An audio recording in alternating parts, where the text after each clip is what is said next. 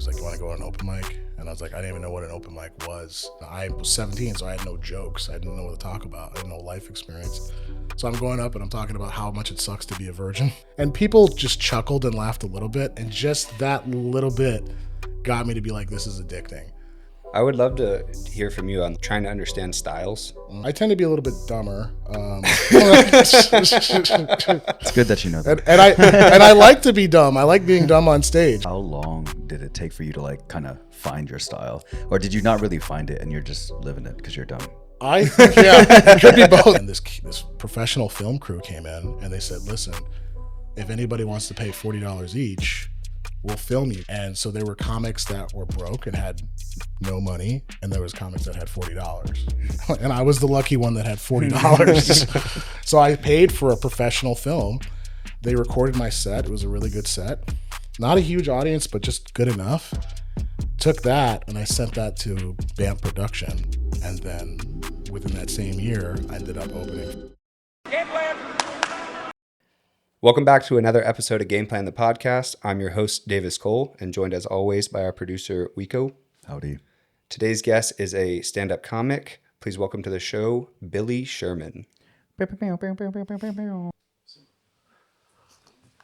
Yeah, I feel like Mechanical Bill is like too much for comedy, but kind of fits for fighting. For fighting, it would be like, okay, Mechanical Bill or something. Yeah, I mean, work. For comedy, it's like, because comedy is not supposed to be cool. Comedy is like a nerdy thing. And self-deprecating. So Self-deprecating. yeah, like giving weird. yourself like a dope title doesn't make sense. No. Yeah. Like some people be like, I'm the rock star. It's like, no, you're not. I'm a hybrid rock star. I'm a hybrid rock star. Damn. I'm a hybrid rock star. Damn it. All right, you ready for a clap? Am I joining in on He's this? doing something. I don't know what he's doing. Is it like this? Yeah, just tip for like the camera and the mic. Yeah, perfect. Done. There you go. That's a good one. Good to go. Well, we'll do like an intro after, so we can just start rolling with it, and then we'll just like start it whenever we get going. Oh yeah, man. So, you started training like before the pandemic? Yeah, I started in Hawaii. So it was 2019, and my good buddy Jake Kyle, shout out to Jake Kyle, super nerdy looking dude. You never would think he's the kind of guy that does any martial arts, but really, really good purple belt Jiu Jitsu, really long, lanky kind of guy. Hell yeah. Yeah, super long, long, lanky. And I'm the opposite, I'm like the potato kind of guy. But I got into it, dude. He was just like, we were going to Gi Jiu Jitsu like 6 days a week. And it was at this place called Workshop. And this guy's name, I think it was Eddie. He was the black belt there, and he trained with Gordon Ryan, and he was like, all that whole legacy. But he opened up his own gym, trained with him. And then the pandemic hit, and it was like, no jiu-jitsu until 2021. Like pretty locked down in Hawaii. I had moved, so I moved in 2020 of June. There was there was no jiu-jitsu there. And then after the time from when I decided to move, I was in Milwaukee, Wisconsin. It was all shut down, everything, all ordinances and everything. You couldn't do anything. It sucked. Why Milwaukee? Oddly enough, I think they were like talking about how because we're breathing in close proximity, and then they were talking about wear a mask while you're doing it, and then they're like, yeah, we're not doing that. No one's wearing a mask. No, but what brought you to Milwaukee my from like you said Honolulu, right? Yeah, so a good buddy of mine was living in Kenosha, and I was just like, why not? So I went to go visit him, and also it was just like a real change of pace. I never put myself in like a cold environment before, and I thought, why the hell not? It's cheap. It's really like there's a lot of different things to do there. I never got into the drinking culture until I went to Milwaukee. I just needed something different, I was going through a breakup at the time, so I needed to like cut that out and try something different. Chicago was there, so there's a comedy scene that I can at least drive to for an hour. I had no idea that jiu-jitsu was as big as it was in Milwaukee. Like I didn't know it was like a staple there.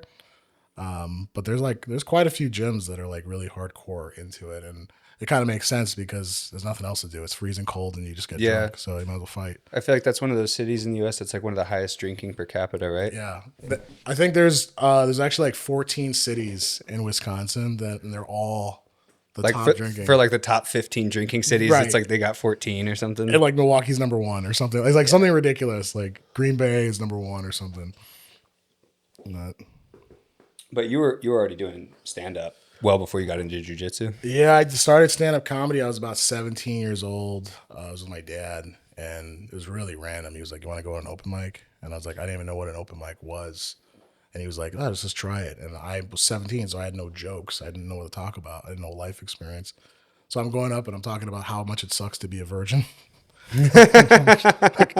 Never got laid, I'm talking about being a virgin. And then I was talking about how I like hated Toy Story, and I had this thing about Steven Seagal.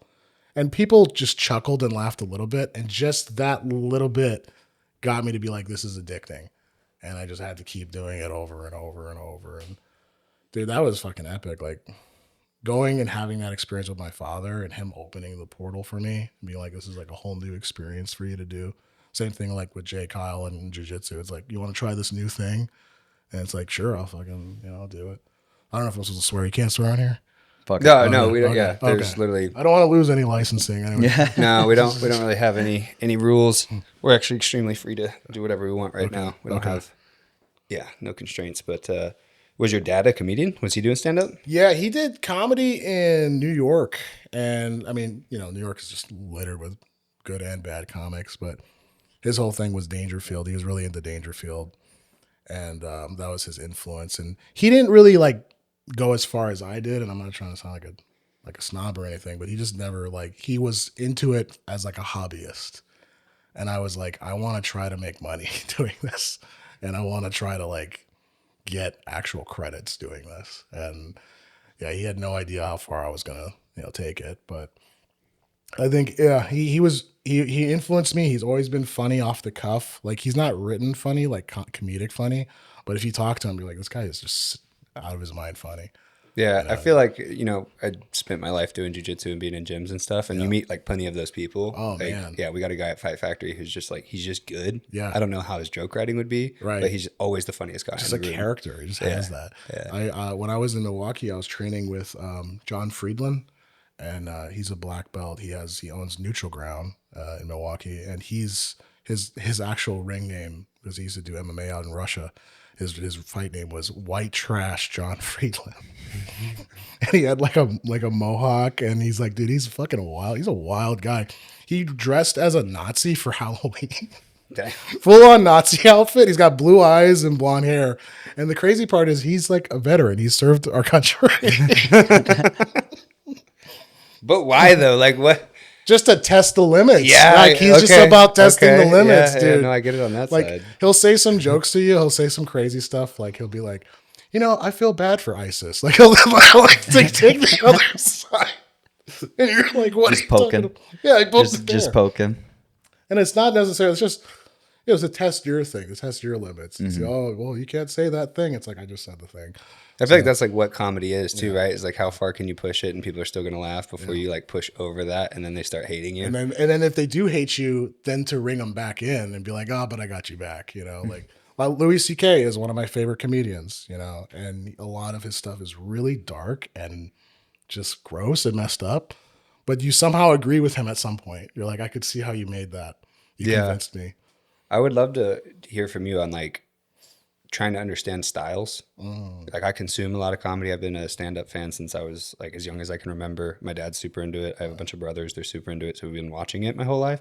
But I just kind of like have people I like, and I don't think I understand it on like a deeper level. So I feel like Louis C.K., that's like a little bit dry and dark. But like what other styles, like do you align with that style? Where do you find yourself? And like what do you think of there's like kind of categories for it? Yeah, for sure. I tend to be a little bit dumber. It's good that you know that. And I like to be dumb. I like being dumb on stage because I feel like dumb tends to be really likable, like Homer Simpson or Peter from Family Guy. It's like endearing. Deering, yeah. It's like he's dumb, but it's like something about aw. it's like and they feel good about it. It's also the audience feels a sense of superiority because if they feel like they're smarter than you, then you can't be an asshole. Not like in their world. Like Jeselnik, he's like kind of smarter than most of us, Right. So he's also an asshole on stage, but we like that about him. We like that he's like a swift, smart asshole. So like you could be that type of guy. You could be the weird guy. You could be like like the Stephen Wrights or these kind of dudes that do all the deadpan humor, the like dry deadpan, but you're smart. You have these really smart one-liners and things like that.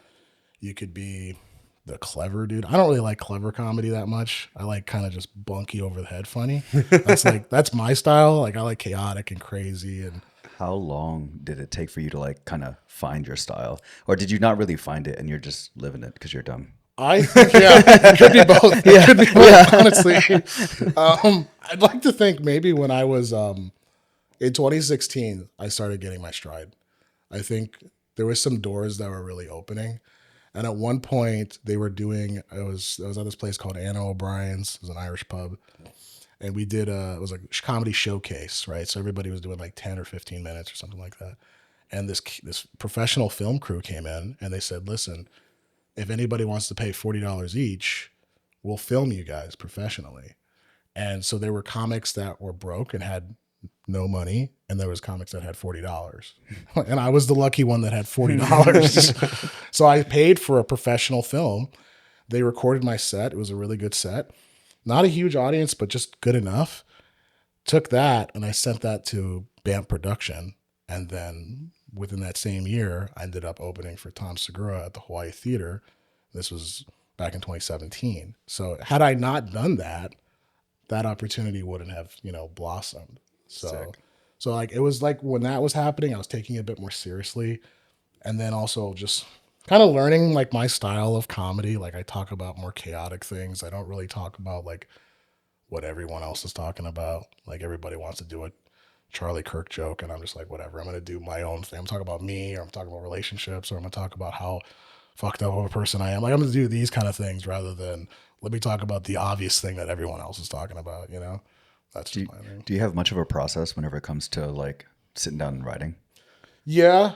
I mean, for me, I'll be honest, a lot of it comes from conversations I've had with people and just something I've said that elicited a response, or it's something that I strongly feel in that moment. And then it's almost like, I mean, like you've heard the muse, right?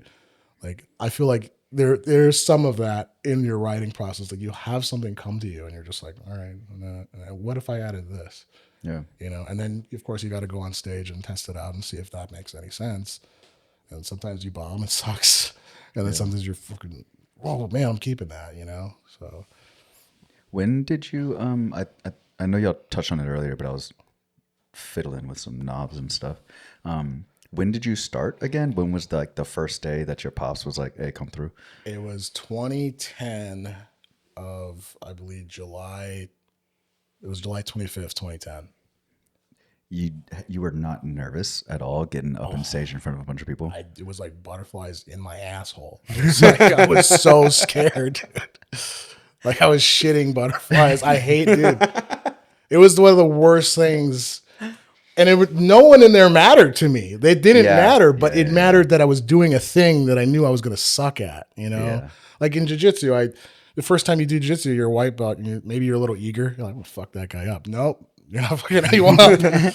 Maybe you get to get an inch or a little bit over your fellow white belts, but that's it. Like you don't. Everyone else just kicks your ass. So in comedy, I was like, this is killing me, dude. And so I went up, like I said, I did those jokes, and dude, the fact that I saw my father do well, he went before me.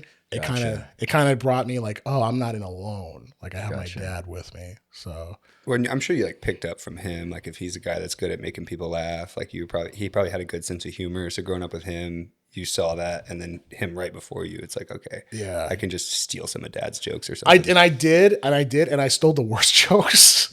I stole all the jokes that sucked, and they were like, "What? Just do something else." Yeah. And so I didn't know what to talk about really, because when I was so young, I didn't know what to talk about. And then after you get a girlfriend, have some life experience, you break up, you get a job. Like at 17, dude, it's like it's so hard to like unless you have that it factor, But a lot of it for me was trial and error.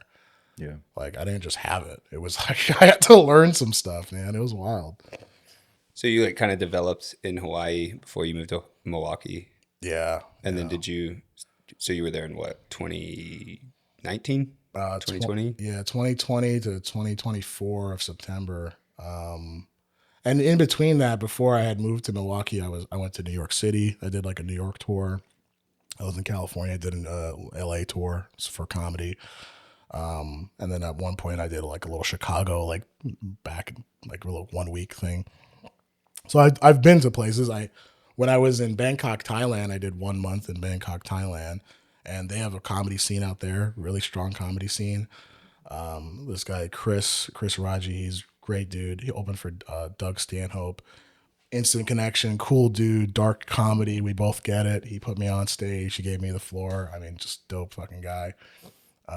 So I made some connections, and I was like, oh, this is dope that I get to have this.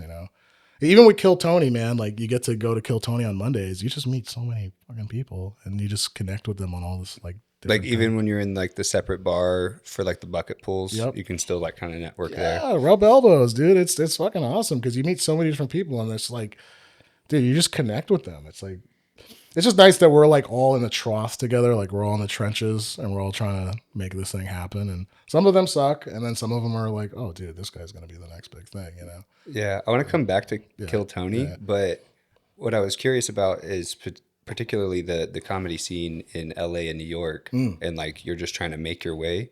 So what are the steps you take? You just go into open mics in both those cities, work indoor? Like what do you do in a city like that to try to get in? At that time, I was messaging bookers. I would look up comedy bookers or comedy clubs and shows, and I would look for any names that are attached to that, Instagram handles or anybody on it, and I would message them.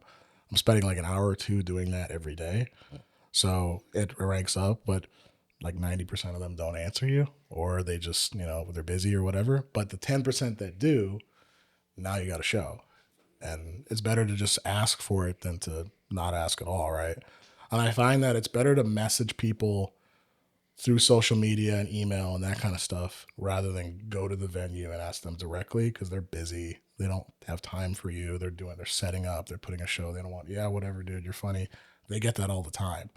So you want to message them, or you want to, if they have a phone number, like a business line, call them or something and set something up. But by simply asking, dude, like I'm obviously going to get turned down, or they're never going to read it 90% of the time.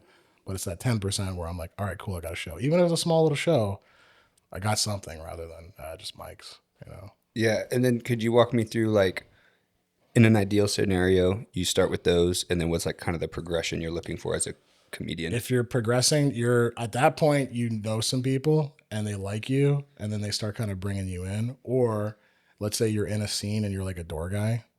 Now you're like the door guy for a comedy club or something, and now you're knowing all the other comics, and then your door friends are like, oh, he's cool, put him on. So it's like really knowing, it's like networking, it's like you just got to know these people, and that's definitely one avenue. I didn't get to do the doorman route. Most of the things I've had is people have seen me at mics, so they've seen my jokes, they know who I am, so I'm vetted that way.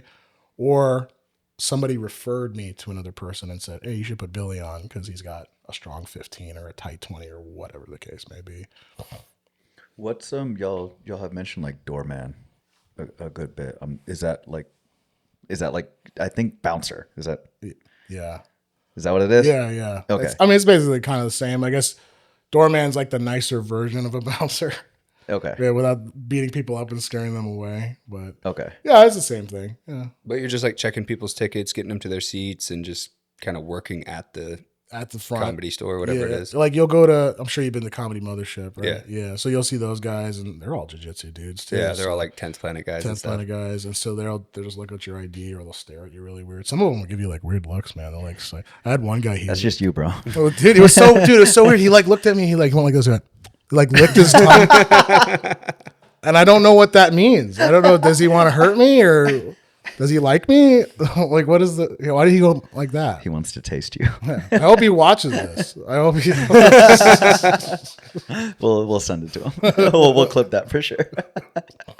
No, they got some serious guys up there, because like you always see the off-duty cops, but then like I know half the doormen and stuff, and it's like, dude, it's all these jiu-jitsu guys, MMA fighters, and then like some guy who looks like, I don't know, military or police with like the whole get-up on, and I'm like, he's like 6'4". You're like, dude, we're at a comedy show. Yeah, dude, like, it's so serious there. We're just here to laugh and have a good time.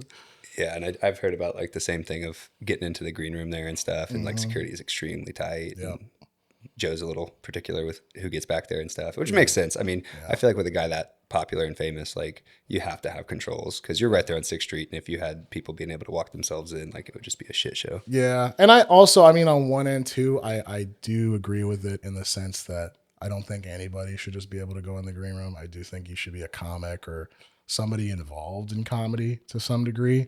You know, I don't think you should just be like, hey, I'm just a fan. Because I think the green room should be a sacred place for the artist. That's, you know. Is the green room a common thing in all like venues, or is it just there? It's not super duper common. Like there's some venues that don't even have green rooms. I wish there were more because it's just it's really nice for comics to just sit, hang, bullshit, have a tagline for your joke or something, and just kind of a place to chill, maybe smoke some weed, whatever comics do, you know. It's like I wish there was more of it, but I've been to a lot of venues that don't have them. So it's just like a separate space for the people going on stage. Yeah, I mean, just like you would have for like a musician, right? They're gonna have like a green room, and that's where like they're gonna have a writer. So, you know, they're gonna send the stuff from the writer to the green room. So like, I don't know if you've seen like Motley Crue's old one.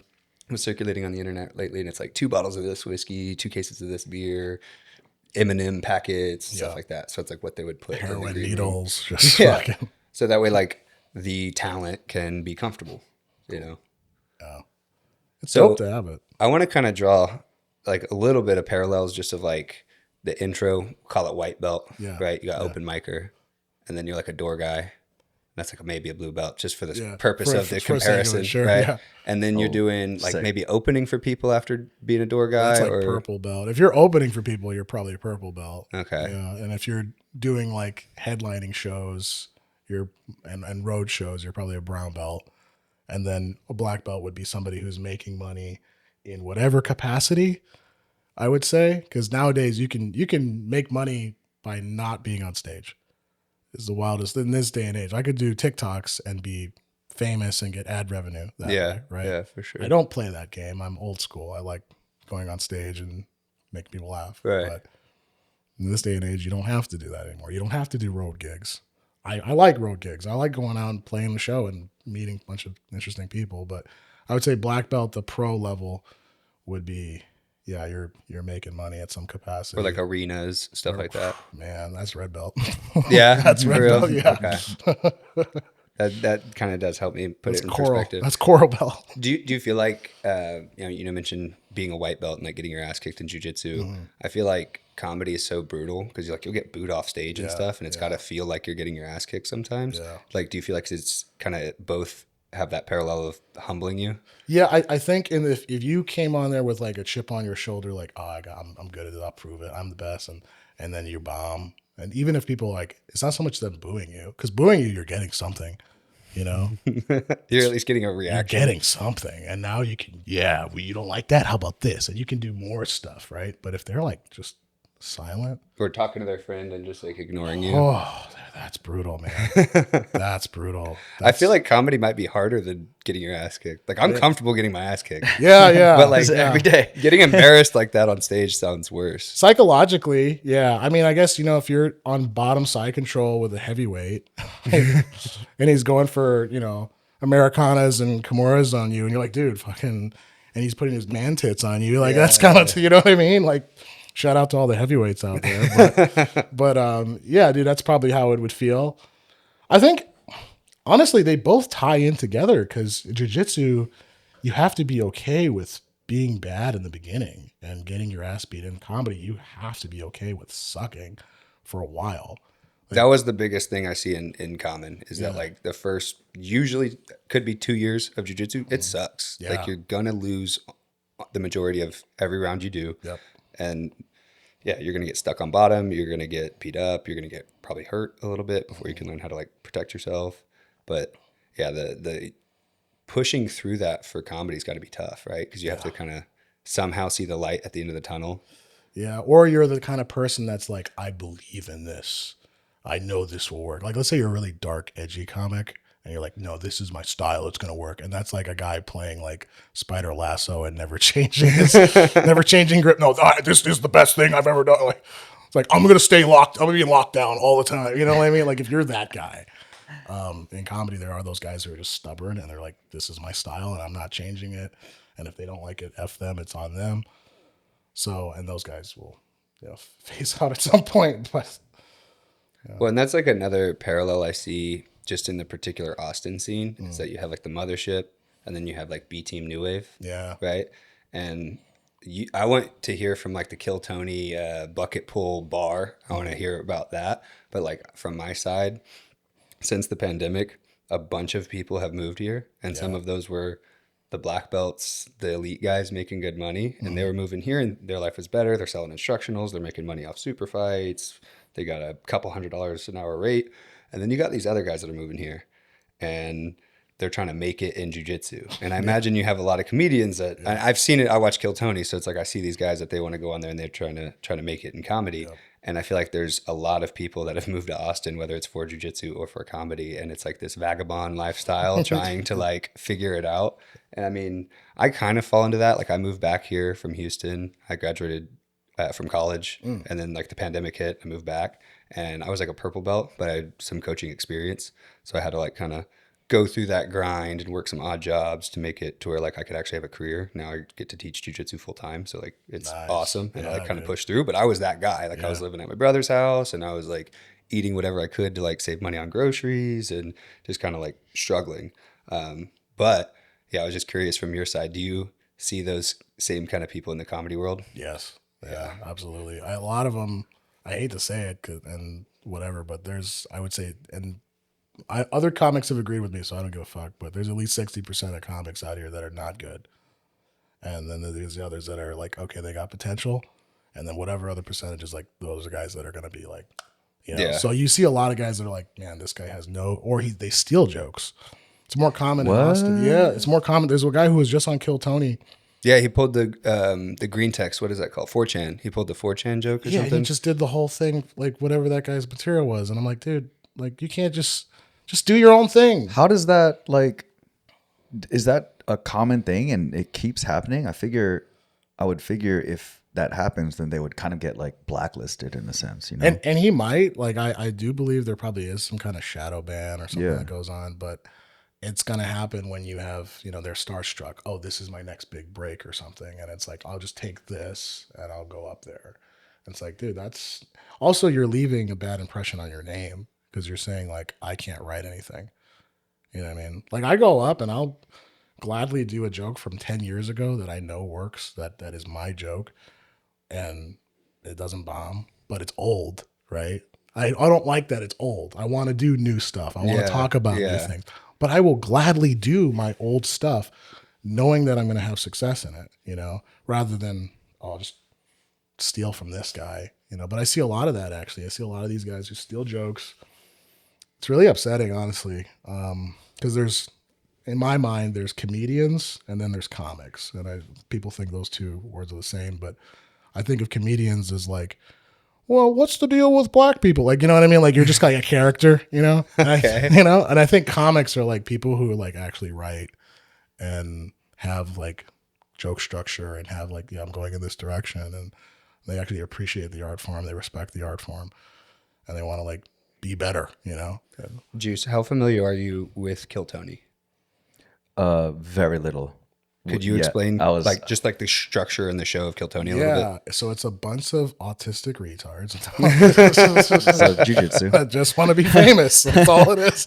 No, it's Kill Tony, number one podcast in the world. They don't pay me to say that. It is Tony Hitchcliffe and his gay friend Redman. Yeah, and so Redman was Joe Rogan's producer for the Joe Rogan Experience for a long time. Okay. So Redman was always there with Joe. Okay. Before he has his current producer Jamie. Yeah. Right. And then so they do the show together. They'll bring on celebrity guests or other famous comics on the show, and they just have comics that are getting their names pulled from a bucket, and then they go on and they do their 1 minute of material, hopefully not stolen, 1 minute material. And then depending if it bombs or it does well, either way, they're going to get an interview, and the interview can be a very long, amazing interview, or it can go short and they get kicked off stage. Yeah. And then the big thing about Kill Tony is if you do good, you get little rewards for it. So if you suck, you're absolutely horrible, you get nothing. And you probably get booed off stage. If you suck, you just get like a little joke book that literally will say you suck on it, and he'll throw it to you. Nice. Or a medium joke book, which means you're also not that great. Big joke book means you're funny. Big joke book plus secret show means they want you in their infold. So they'll put you on the secret show for Sunset Strip, and that's Brian Redband's club. That's a pretty good opportunity. Next thing above that is the golden ticket. If you get a golden ticket, you can basically show up whenever, and you're in like a special bucket pool. So you have a higher chance of getting on because it's a smaller bucket. Cool. You get on there, and then after that is regular C. If you get regular C, you're basically a made man in the Kill Tony universe. And You said regular C. So you become like a Kill Tony regular. Gotcha. And at that point, you're getting paid. You're doing shows. You're like you got a great life. Yeah. Your life's changed significantly. So anybody can jump in and like put their name in the bucket, essentially. Yeah. It's just it's you versus 275 other I was gonna comics. say, so it's a big ass bucket. So it's the odds of you getting on, and also I don't think every bucket is absolutely random. I think No, there's, for sure it's not. Like I really. think They there's curate it for sure. yeah. So there's some people like they're like, well, my girlfriend does comedy. All right, bring her on. Yeah. Just to see how that will turn out on stage. Then it's all entertainment. So Yeah. Is this is it like every day? Or No, is it's it like, once a week. They release them on Mondays. I think they shoot on Mondays as well. shoot on Mondays. So the episode you guys are watching live, or what they say is live, is either a week or 2 weeks before. gotcha. So you're always watching 2 weeks behind, which is kind of cool when you're there. Like if you guys ever have a free Monday that you want to kill and just go to Kill Tony, you get to see all these comics then. And then whoever gets pulled, you'd be like, oh, I saw that guy got pulled. So it's kind of a cool thing. Like, Like ahead of time before the episode's out. Yeah. it's a little cool thing. Yeah. So now I want to hear about these, what'd you say, 275? Yeah, about. Want to be comedians, or maybe it's got to be a huge mixed bag of skill. Yes. Because I've watched the show enough that there's crazy people that I don't think that some people, they've never done it before. Some people have no prep. And then you see other people that they're like clearly skillful comedians, right? Yeah. So what is that room like? A little cliquey in some ends. Obviously, it makes sense, right? Like these kind of folks hang out with this group, right? The nerdy guys are on this side, or like the goth kids are here. Like everybody kind of has their own little groups that they hang out with. Or you change it up because there's just so many different people. Like sometimes they'll have a comic. There's this one guy, he came in, Adam Butterfield. He's like a famous comedian from Australia. He flew in. This guy's like Australian famous. But everybody knew him, because they've seen his podcast, they've seen his shows. So it's like, oh shit, there's like a celebrity there. And you talk to him, he's a cool guy, But most of it is just finding your group of guys that you're cool with, who you see at mics or shows, and just sitting with them, bullshitting and waiting, praying that your name gets called. As far as the mixed bag, yeah, you're going to see people you've never seen before, and some guys are just awful, and then some guys are like, damn, that guy's really good. It's also, here's another thing. Sometimes you'll see a dude who's never done comedy before, never done it, but he's just a funny person like we were talking about before. And that funny guy just has an amazing interview because he's just on fire. He's just talking to him is just, you could talk to him for hours. He's just funny as a person. So is that a situation where like maybe it's a minute generally? Well, you're always going to do your minute. Okay. You're always going to do your minute of material. So maybe his minute is whack, but the interview was sick. That's common. Yeah. And that's like even the people that have no set at all, sometimes the interview is just super entertaining. Yeah. And that's some people's shtick, is that they're like whatever on the minute. Because they have like a timer. So they hit you with like a warning little cat meow, I guess, somewhere around a minute. And then like if you keep talking, they'll hit you with like a roaring lion. West Hollywood bear. Yeah, the West Hollywood bear. And so it cuts you off. So they will stop you. Cool. Yeah. That's cool. I dig the format. When I got on, I was on in February of this year. It aired in March, episode 710. When I got on, dude, I didn't think I was going to get on. Because you see so many other people like, what are the chances of me getting on tonight? Was that your first time there too?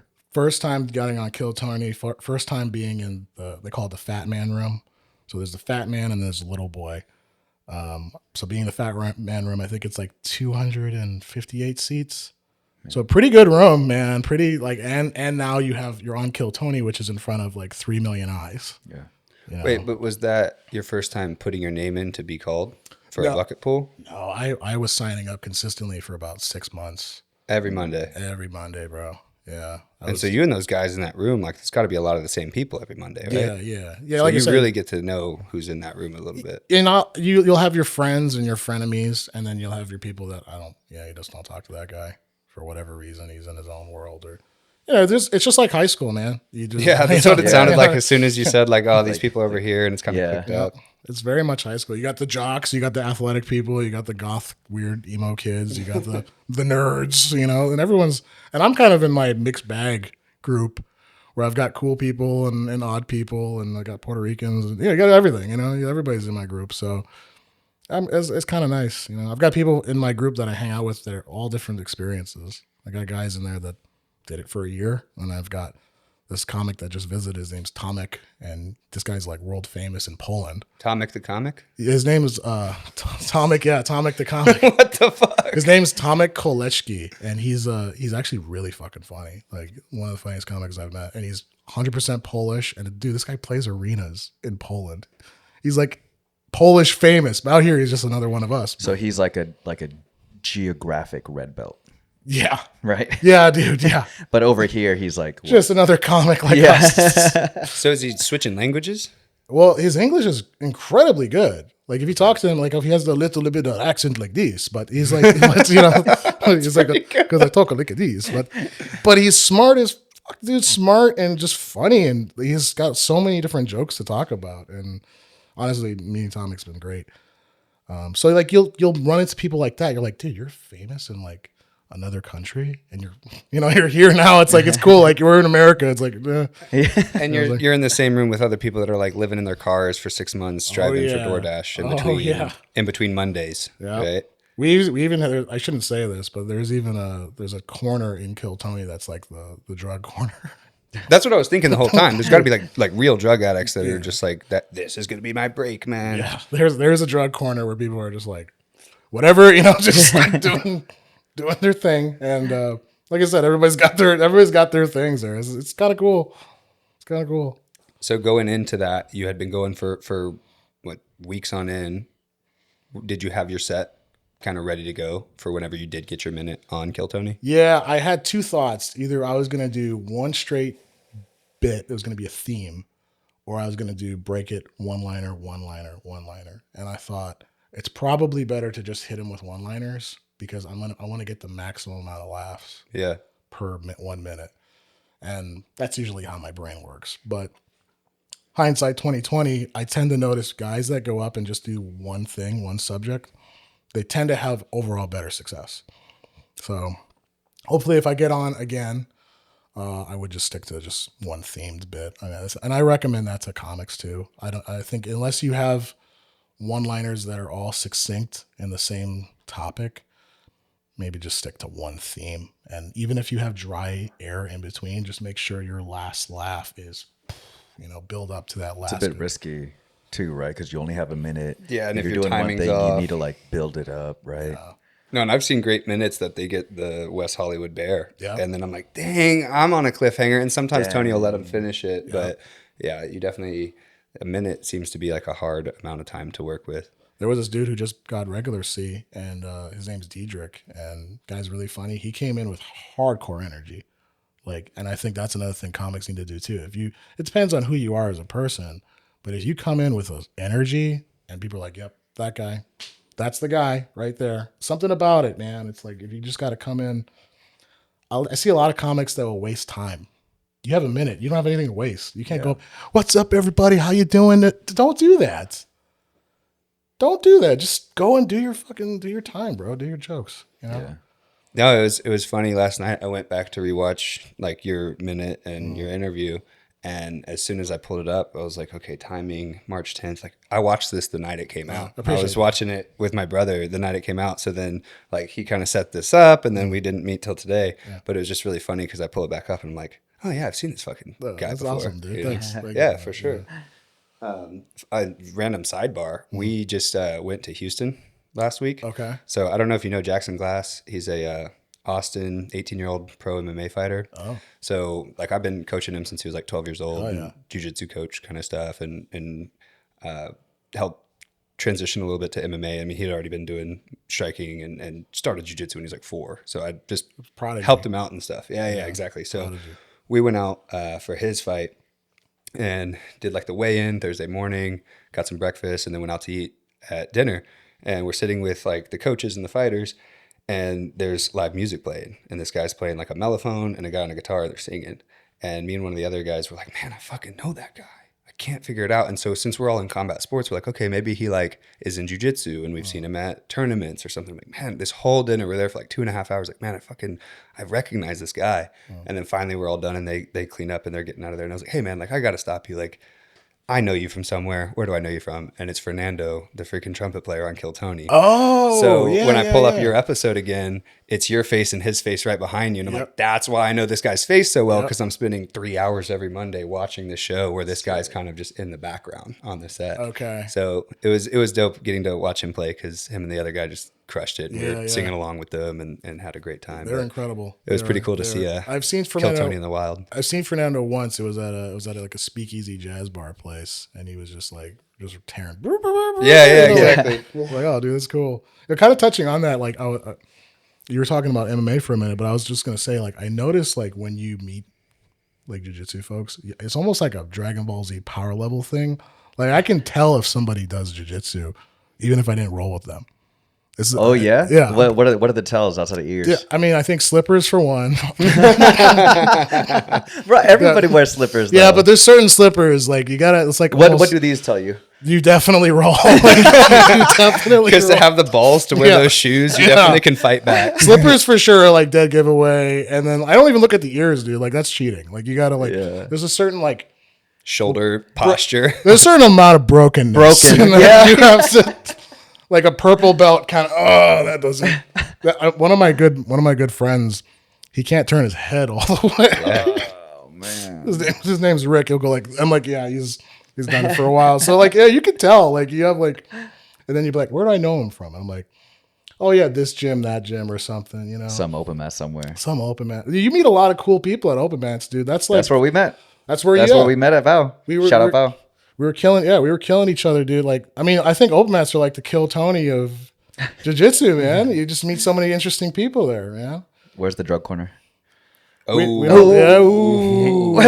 in your car. You gotta when you're at 10th Planet. When you're at 10th Planet. All right, I'm gonna go do some octopus guard. Do you train at Val? I am strongly considering, because they're very nice to me and competitive. I'm not really a no-gi guy. I started with no-gi. But I love them both. Like, it's hard. Like, I like the grips in gi. Dude, that's refreshing, because I don't talk to anybody that has that attitude. I just trained in the gi this morning. Okay. Yeah. No, I love gi. So many guys, like, it's usually younger dudes tend to be like, and the older guys tend to like. But I like both. They're both good. 100% agree. They're both good. It's like having two girlfriends. Like, two hot girlfriends. You know?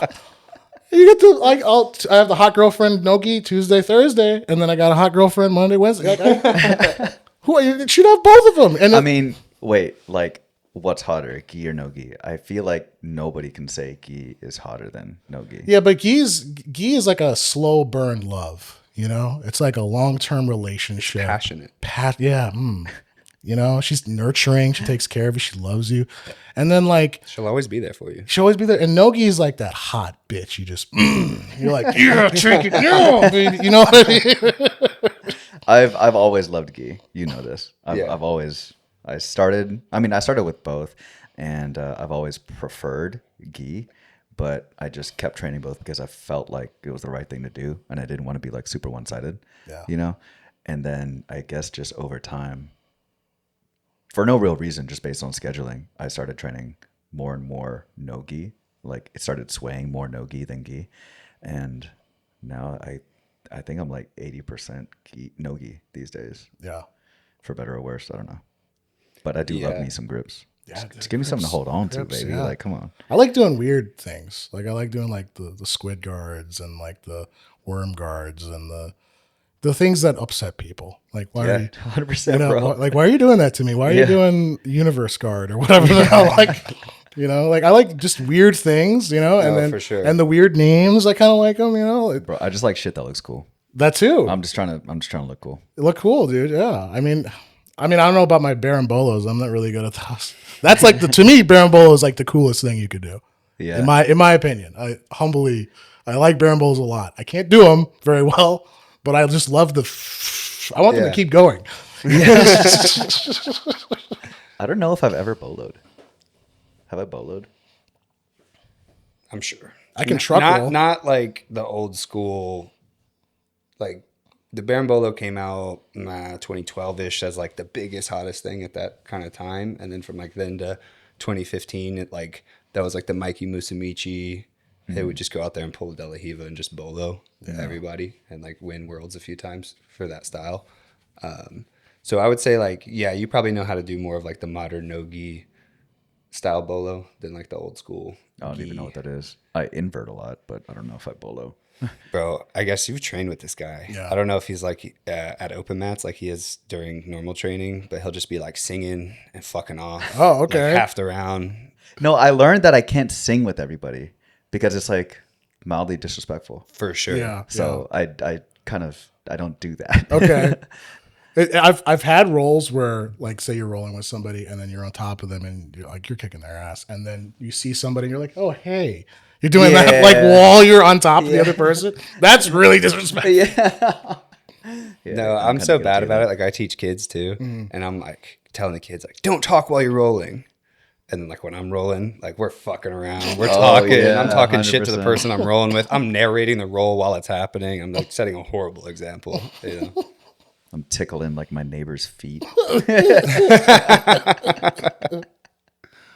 It's good. It's a good time. Yeah. Do you find like when you got into jiu-jitsu, I imagine like we said earlier, it's kind of like comedy and like that humility. Did you like getting checked again like that? Probably reminded you of when you started doing comedy. Yeah. I mean, I was never the when I see red, bro. I was never that guy, you know. So when I came into it, I think I was very like, oh, this is a new thing, and I want to like learn the right way of doing it. Probably my first few times doing like no gi, I'd roll with people, and then they'd be like, all right, just relax, you know, because you have that white belt tense, like, Yeah. you know. But then it's like after a few wrist locks, you start calming down, and then you're like, all right. So I was getting humbled a bit, but it was good because then it's probably one of the things where it breaks you down, but then it builds you back up because then you start building confidence in like certain move sets. And like me, I like to play half guard, you know, As you should. yeah, and it's it's a comfortable life. All right, guys, it's a comfortable life to play half guard. And dude, I like deep half. Like it's cozy in there, man. It's cozy, and there's like a lot of cool shit you can do from there. I'm a simple man, all right, and you know, I have simple things, you know. I like to do. I call it the fat man sweep. They call it the old. I know it's the old school sweep is the proper term, but I call it the fat man sweep because I can be like lazy and just take people for a ride, bro. What's the fat man / old school? I think like dogfight roll through. You know old school, Got it. right? Okay. I think I might have hit you with one old school way. I might have hit you one. I don't know if I did, but dude, I just love doing it, man, because like no one like expects it. Yeah. But it's really only I can hit it like once and then they'll What belt are you? I'm just a blue belt, dude. I'm just a one stripe blue, I guess. But I've done a So lot. do you not have like a home gym in town right now? Yeah, no, I haven't joined yet. I think my thing is I want both. I want a gym where I can do both. I know Fight Factory's a great gym. I know that for a fact. I've been hearing nothing but positive things. So I haven't found one that I'm like, yeah, I want to go there. I'm gonna just dedicate it to, and I'm also one of those type of people like I want to go 6 days a week. Like I know that I'm gonna just do that because I have addictive personality to things, and like I will like spend the time to just be like, this is it, dude. I'm like doing this forever.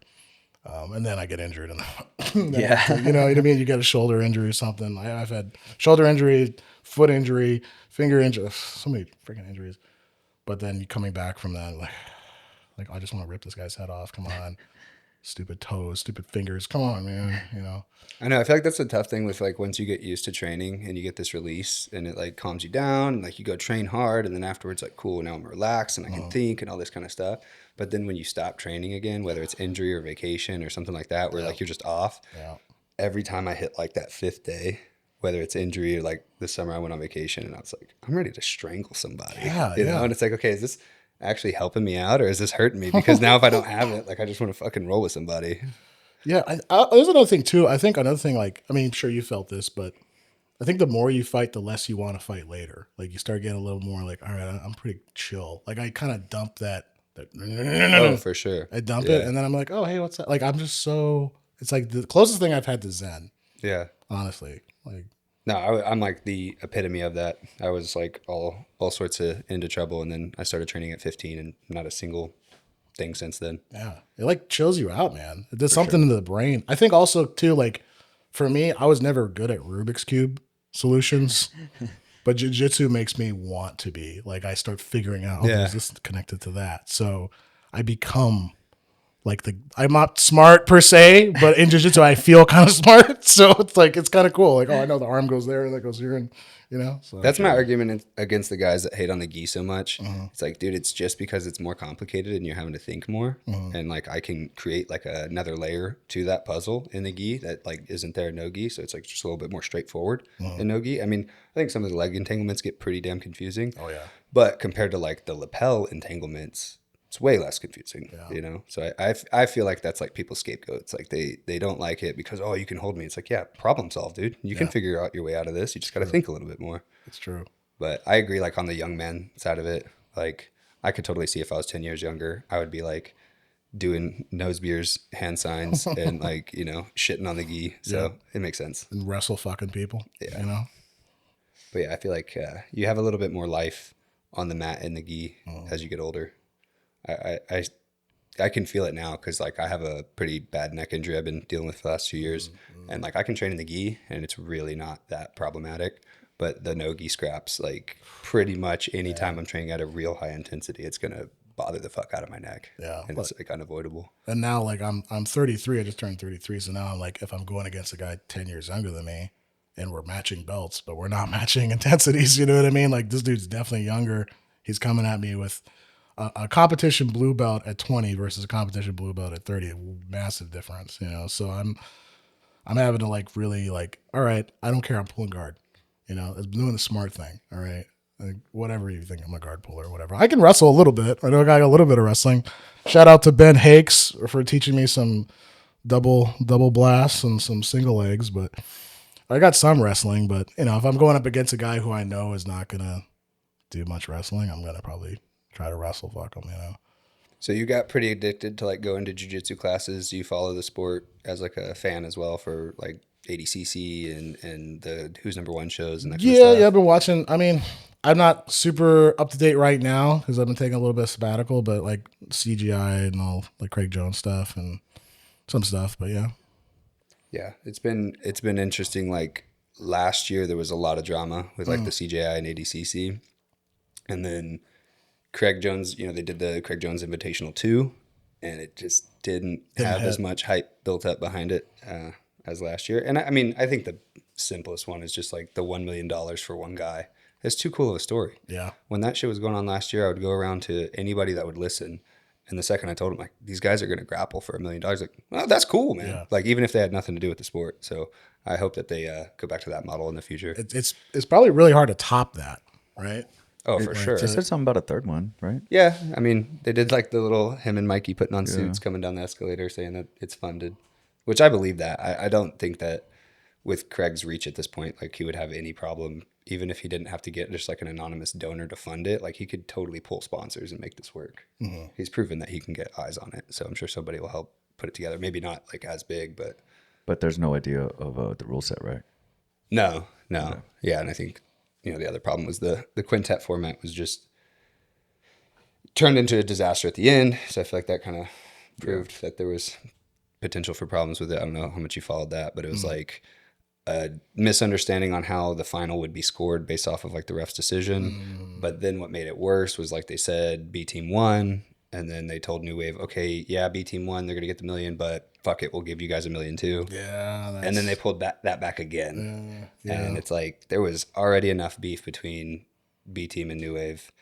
But now 2025 or at the end of it, it's like B team's done. Now it's Simple Man Martial Arts.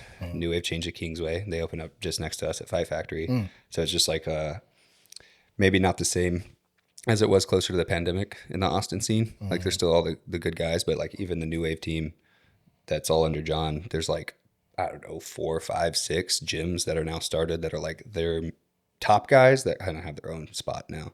So I feel like, you know, the sport grew a little bit and then now people are taking advantage of it. And I think it's like riding off into the sunset for some people, which is good. You know, like if you can make your money doing some super fights and open up a gym, like I've been in jiu-jitsu for a long time, and that's really the only way that you can have your own career, Yeah. you know, is opening up a gym. I mean, just recently there's been like the money from like Nicky Rod making $1 million, Cade Rotolo making $1 million, but like both those guys were already doing pretty well at super fights and like much better than like any other professional grappler at like a level below them. So I don't think that the sport's really going to go too much further past than where it was at like last fall. Yeah, unless I mean I liked like when Gabby and Craig went at it, but that was more of an exhibition kind of entertainment side of it. But that's going to draw eyes. You know, things like that's going to draw eyes. So I mean, if Craig does more of those kind of things, that could potentially grow it. Obviously, like I saw, and I'm a big Chael Sonnen fan, so seeing Chael Sonnen get choked out pretty quickly, I was like, holy fuck, Craig is a monster.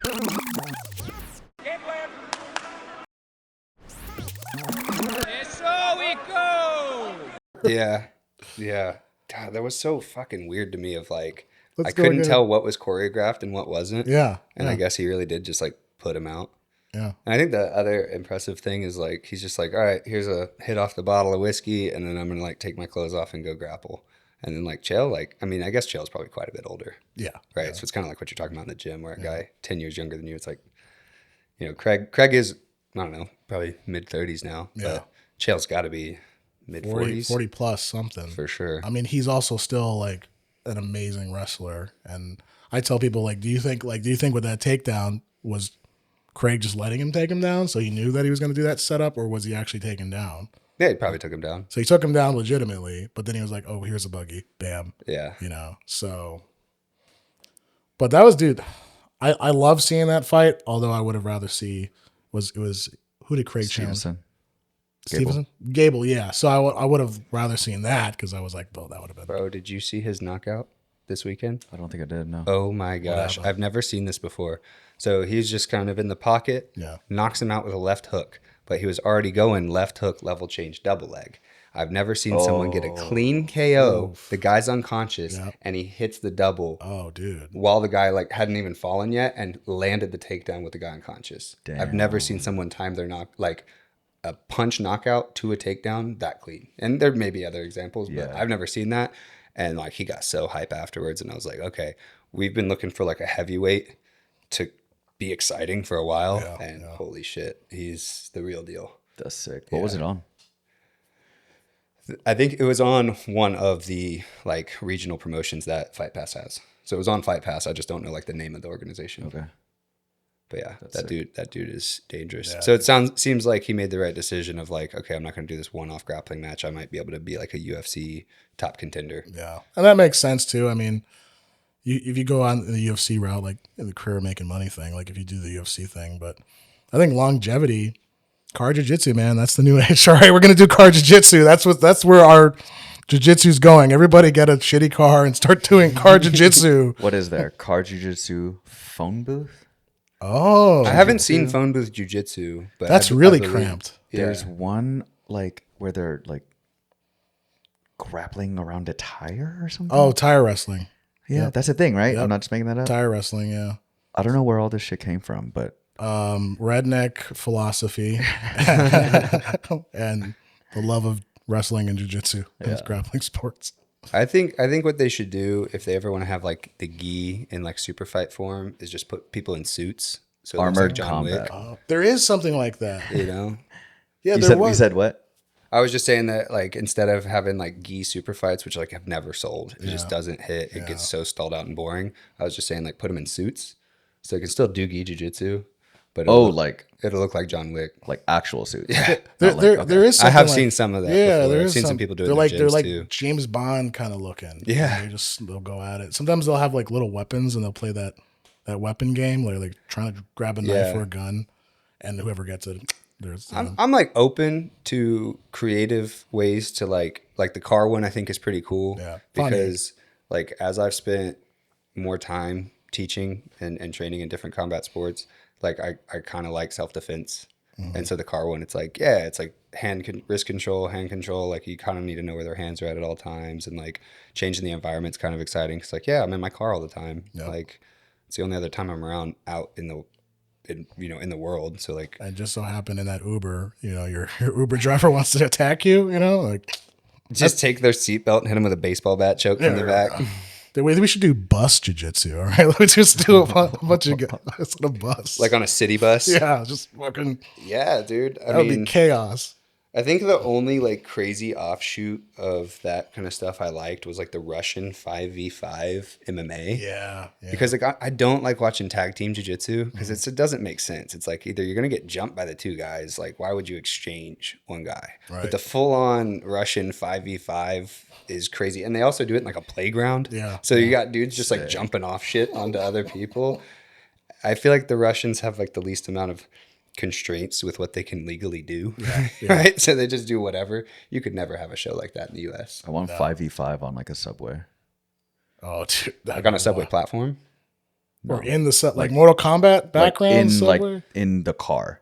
Okay. So you have like the hand hold, and you can like swing up. Yeah, dude, people are gonna be doing flying Jackie kick. Chan moves, Yeah. like kicking, like Be drop kicking sick. someone through the little handheld things. That would be dope. Yeah, there'd just be so many injuries. Yeah. You watch like the ADCC matches where the guys like fight off the mat. Yeah, dude. I actually went to one. There was one in Chicago, and they were fighting not to the point where they were off the concrete, and then they went into like the ballroom area where there's just like it's just a hallway, and they're still In the hall. like in the hall going at it. And I'm like, guys, we're off the mats, guys. What are you doing? Like, it's pretty. Dude, it's wild. It's kind of like blood sport. It becomes like like I saw a really bad one. This guy's in a triangle, and he's at the edge of the mat, picks him up, and the guy, I mean, they were at the edge of the mat, picks him up, turns just a little bit, slams him off the mat, and the dude's head hit like what looked like hardwood floor. And I'm like, dude, I totally get the ADCC's thing about like you don't stop the action at the edge of the mat, and you want it to be this like true to the art form kind of thing, and don't interrupt it. But like watching a dude's back of the head hit the hard floor, it's like, bro, this guy's paying to do this. Yep. This guy's gonna get like a little medal that doesn't really mean anything. it's true. No jiu-jitsu brand's about to sponsor him for winning that match. Yep. And it's like, what did that just cost that guy?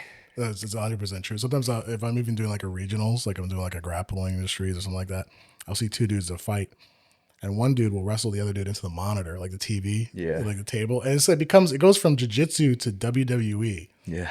Where they're like throwing the dude on Breaking the the table.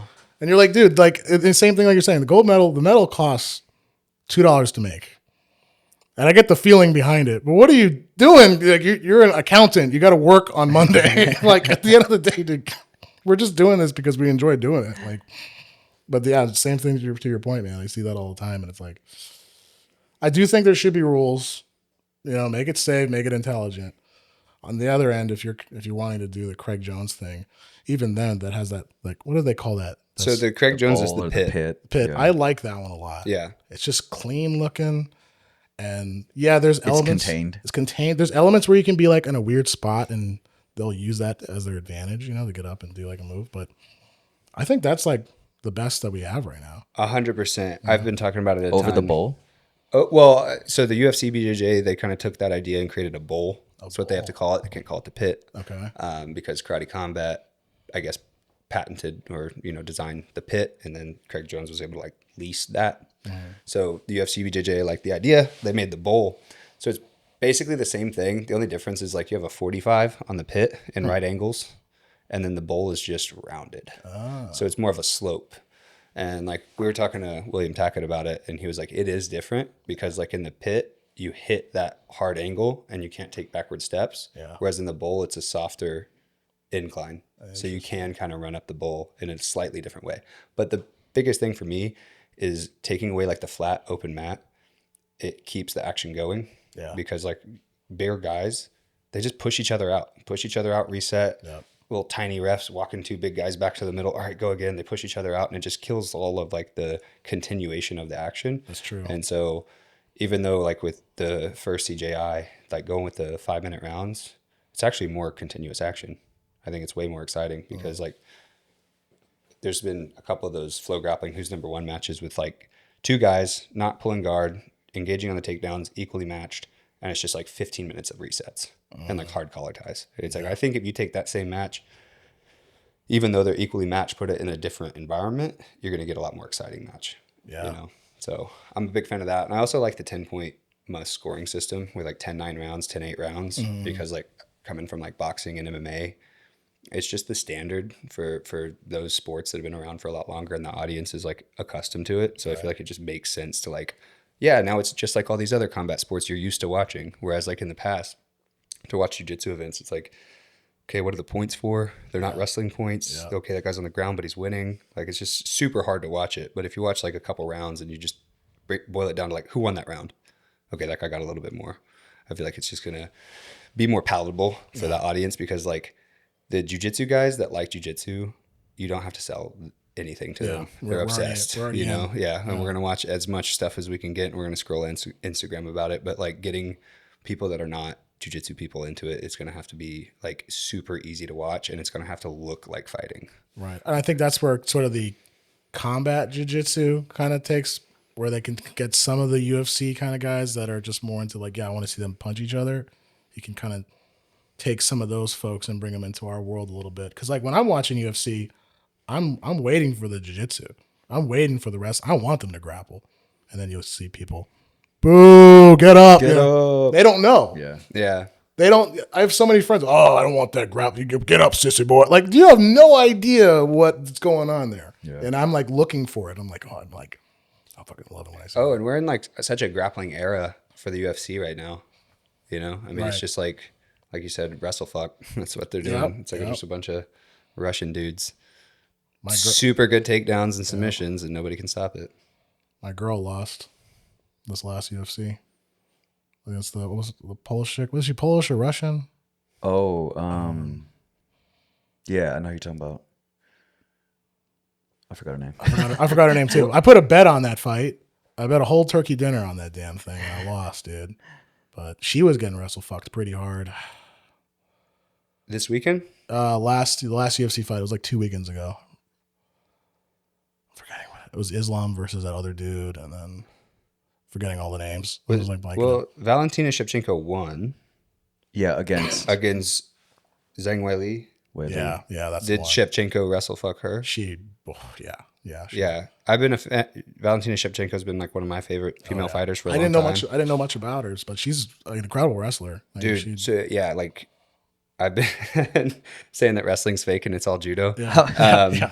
But like mostly that just came from Marab, where everyone was like, "Yeah, Marab's a wrestler." And he's like, "No, I'm a judo guy." And he does like another like Georgian martial art that's essentially judo. Okay. But yeah, Valentina Shevchenko, I'm pretty sure she's a judo black belt.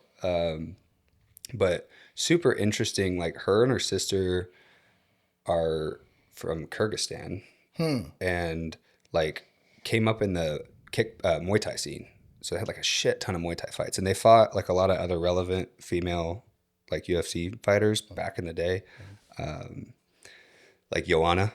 Okay. You had Zerchek, or however you say that. Like they fought Muay Thai in the past, and like her sister fought as well. And then she went on to go do like, I don't even know what it's called, like South American ballroom dancing or something. Like you wear these big dresses and like spin around and stuff. So if you ever watch Shevchenko's fights, she probably did it that night. She has like a little pirouette dance thing. So she had this like Muay Thai career, and then this like elegant dancing with fancy dresses and footwork. Yeah. And then just like back to MMA, and has like 11 title defenses in the UFC. So It makes sense. Pretty fascinating. And like the way that her and her sister train, I kind of crossed paths with them in Houston when I was like competing in Muay Thai, and they would come through the Muay Thai gym I was at. And it was like her sister, this super gangster Russian dude that was their coach and their manager. And they just like lived in a van together, the four of them, and just like traveled all the time and like never stayed still. And then like they would just like go to the woods to kick trees.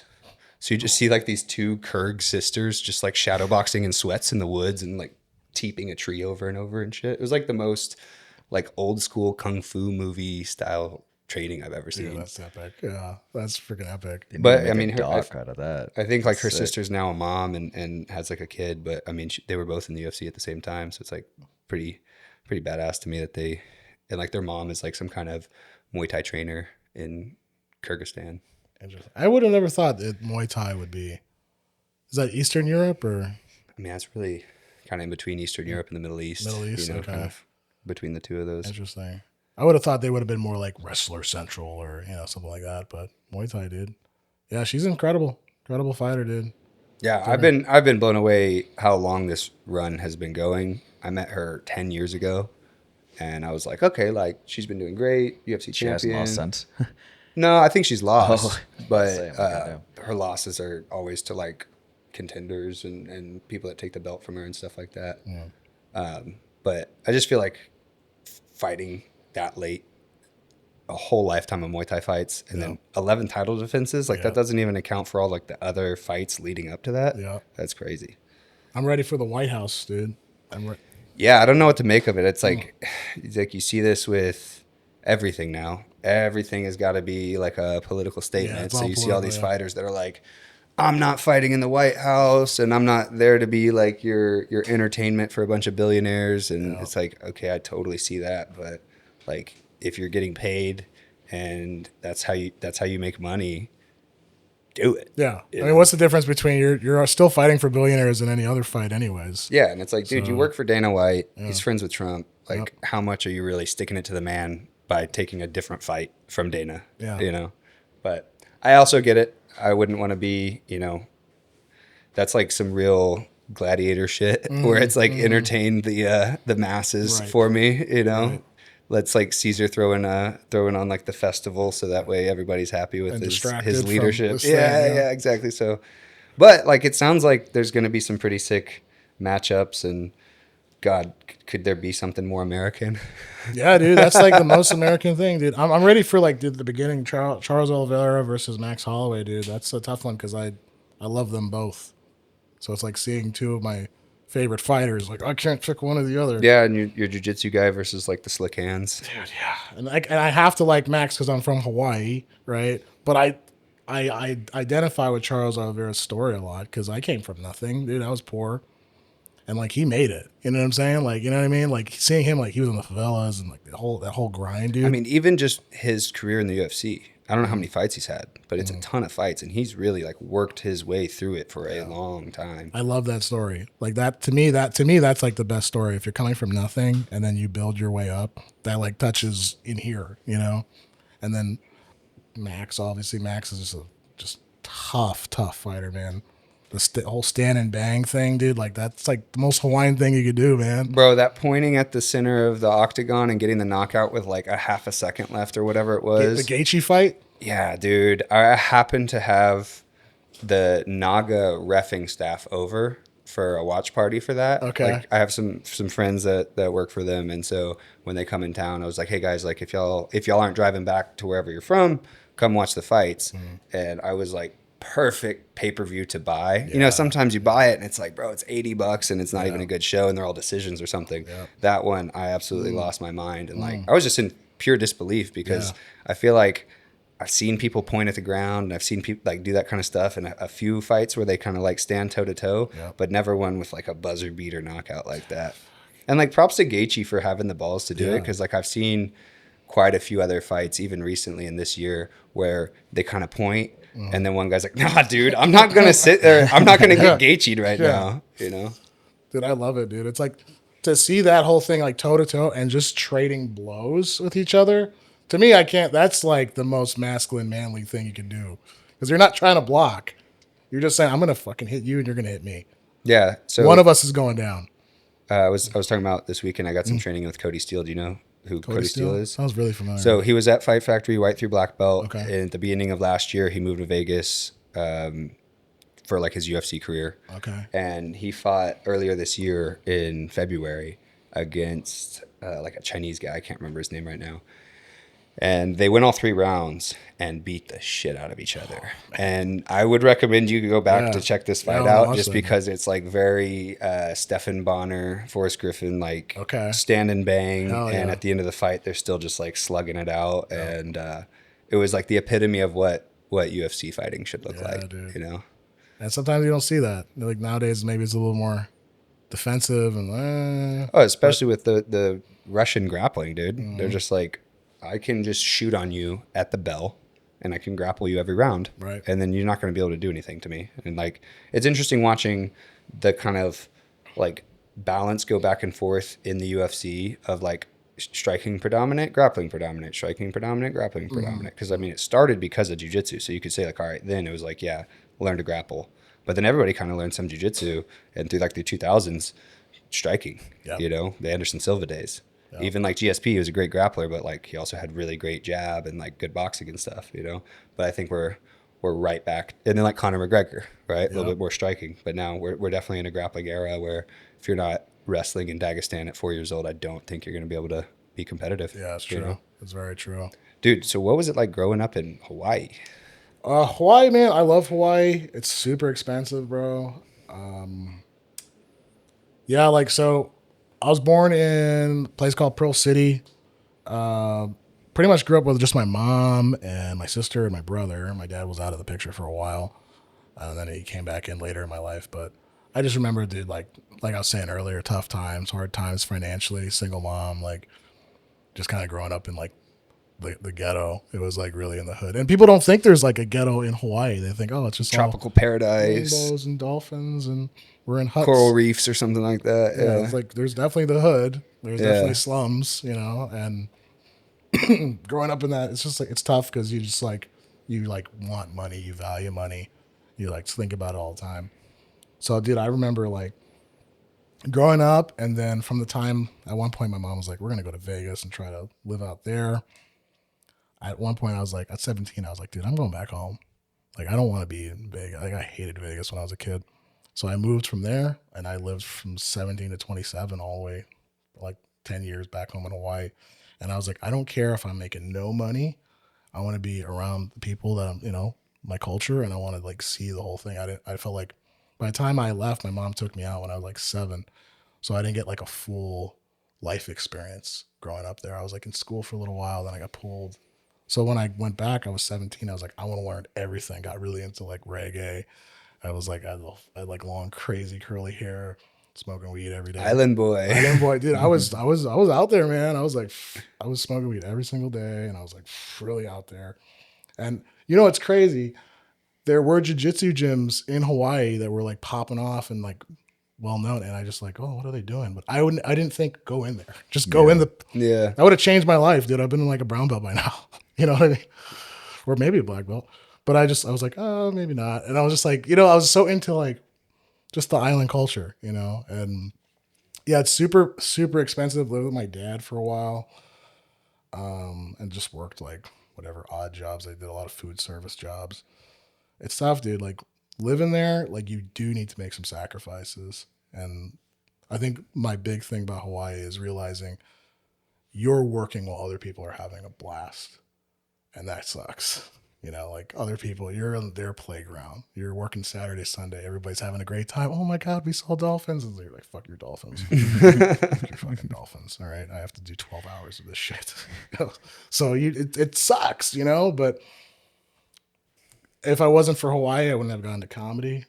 I wouldn't have met some of the dope ass people that I've met. And one of the last things I got, it's kind of funny. One of the last things I got before leaving Hawaii was jiu-jitsu. It was like the last thing I did before I left. So it was like, that just stuck in my brain. Like, do this, do this, do this. And I did that in 2019, and then the pandemic happened, so I wasn't able to fully, you know, do it. Yeah.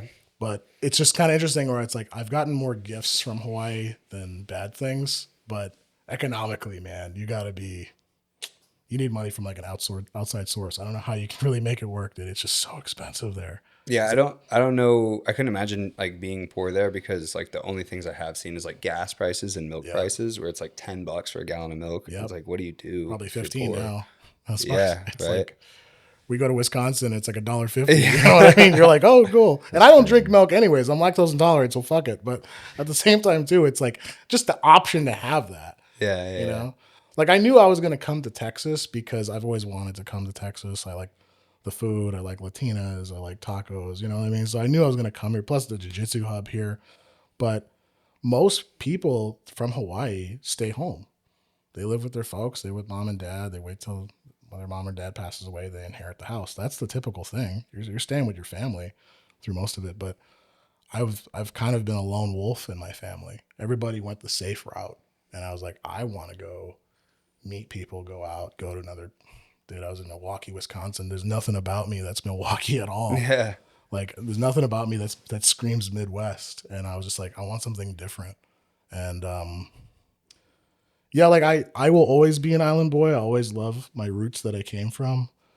And hopefully I can go back. I haven't been home in about 5 years. So it's been a hot minute. So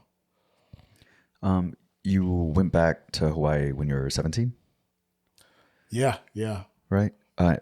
You you found jiu-jitsu, or you started training jiu-jitsu right before you left, right? Yeah. But did you find yourself getting into comedy like right when you got back to Hawaii, or was it? Yeah, yeah. I was like, Yeah. honestly, I don't think it was any more than 2 or 3 days that I was in Hawaii. Damn. Yeah, and my dad was like, let's do comedy. Sick. And I was just going to be like, sure.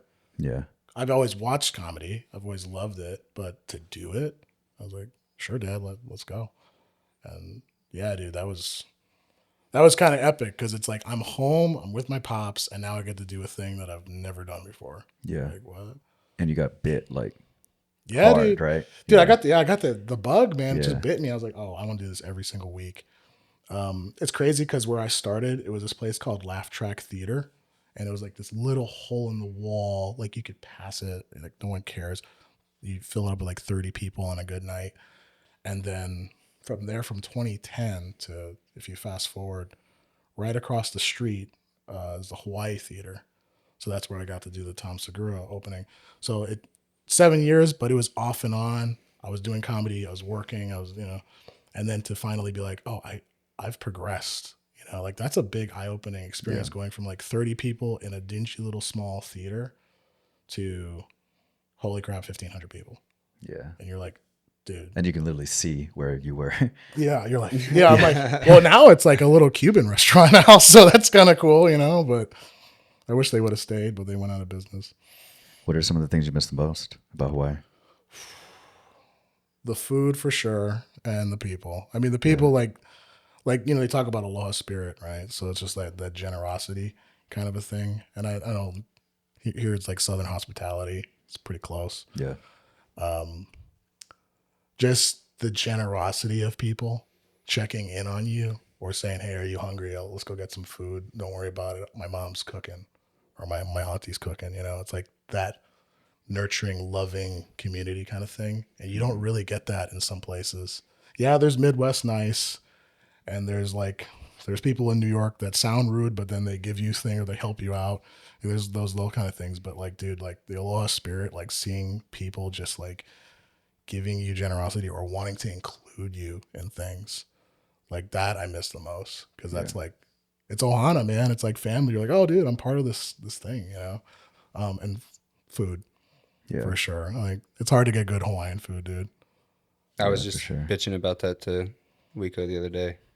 I lived in Houston, and when I was there, 2015, 2019, there was like no Hawaiian restaurants. Yeah. And I just like sometimes get this craving for it, and I just was like, man, it's nothing. Yeah. That's why I love going to LA because they got a bunch of Hawaiian because you're on that side. LA, Vegas, and they'll like ship things in and stuff. There is a food truck called Pacific Flame that's out here in Austin. Here. And yeah, and they're Maui family came out, started the business. They can't have like laus and like really traditional stuff because how are you going to grow that here? It just doesn't grow in the soil, and transporting it doesn't make sense, right? So it's going to be frozen, and obviously you get it from the source, right? So, but they're really good. Like it scratches that itch for me. Like if I'll get a loco moco, I'm like, dude, that hits. You know what I mean? Like just those local foods, dude. But yeah, I mean, also it's a beach, dude. Like you get to go to the beach and like just have fun and just. Dude, yeah, I miss Hawaii like crazy, but it's like I'm sure I'll go back. I told myself the weirdest thing. I said I'm not going back for 10 years. It's a little dramatic, but I was Halfway like, there? I'm halfway there, so I got to start making some change. I don't want to come back and be like, oh guys, I'm still the same. What would you say when you were talking about like starting at 17 with your dad doing like a open mic or whatever it was? What would you say was like your most formidable years, like where you developed as a comic? Was it out there in Hawaii or maybe more so in Milwaukee? Definitely Hawaii. It was around the time when I started dating this girl, Jasmine, who was also a comic. And now I say don't date female comics, like just keep it professional. But we were in love and we were both writing jokes and it was pretty awesome. I think that also was when I was like, all I thought about at that moment was comedy. Like it was like, how can I make that funny? And I was like writing jokes at work. I was like making excuses to take lunch breaks. I'm like, I'm gonna write for 30 minutes. I don't care. People like pounding on, hey, we got the whatever, dude. You know, like I made so many excuses to write. And I started seeing like, dude, I was like pushing the right buttons. I started seeing like, hey, can you do this feature set? Hey, can you do this headlining set? Like I never did 45 minutes before. Sure. And I was also like, I was working with people, you know, I was like, hey, how can I help your show? How can I bring value? Do you want me to set up tables? Like I was doing extra things. And I think honestly, if you're doing the stuff that nobody wants to do and you have no like ego about it, like, oh, I'm not setting up the tables or, you know, like I started doing like helping people and doors were opening. So I was like, dude, I was like really fortunate. I would say 2020, like 2016, 2017, 2018, all banner years, man. 2019, those are all years where I was like really getting my voice and knowing like this is how I talk and not just being shocking just to be shocking. Like I was like, this is how I would make a joke. And also you have friends, right? Your friends will give you oh, you should do this joke. You should talk about this. Like, okay, that's nice for the suggestion, but this is what I would say. I'm not going to say it your way. This is my own little, you know, like, you know what I mean? So yeah, I'd say those years, dude. Now I've got, like, now I'm on a whole new thing where I want to write stories and I want to make story commentary and like story jokes. And that's been really difficult because I was never really a story guy. I was always like, beat him over the head with a punchline, you know? So that's like my new thing now.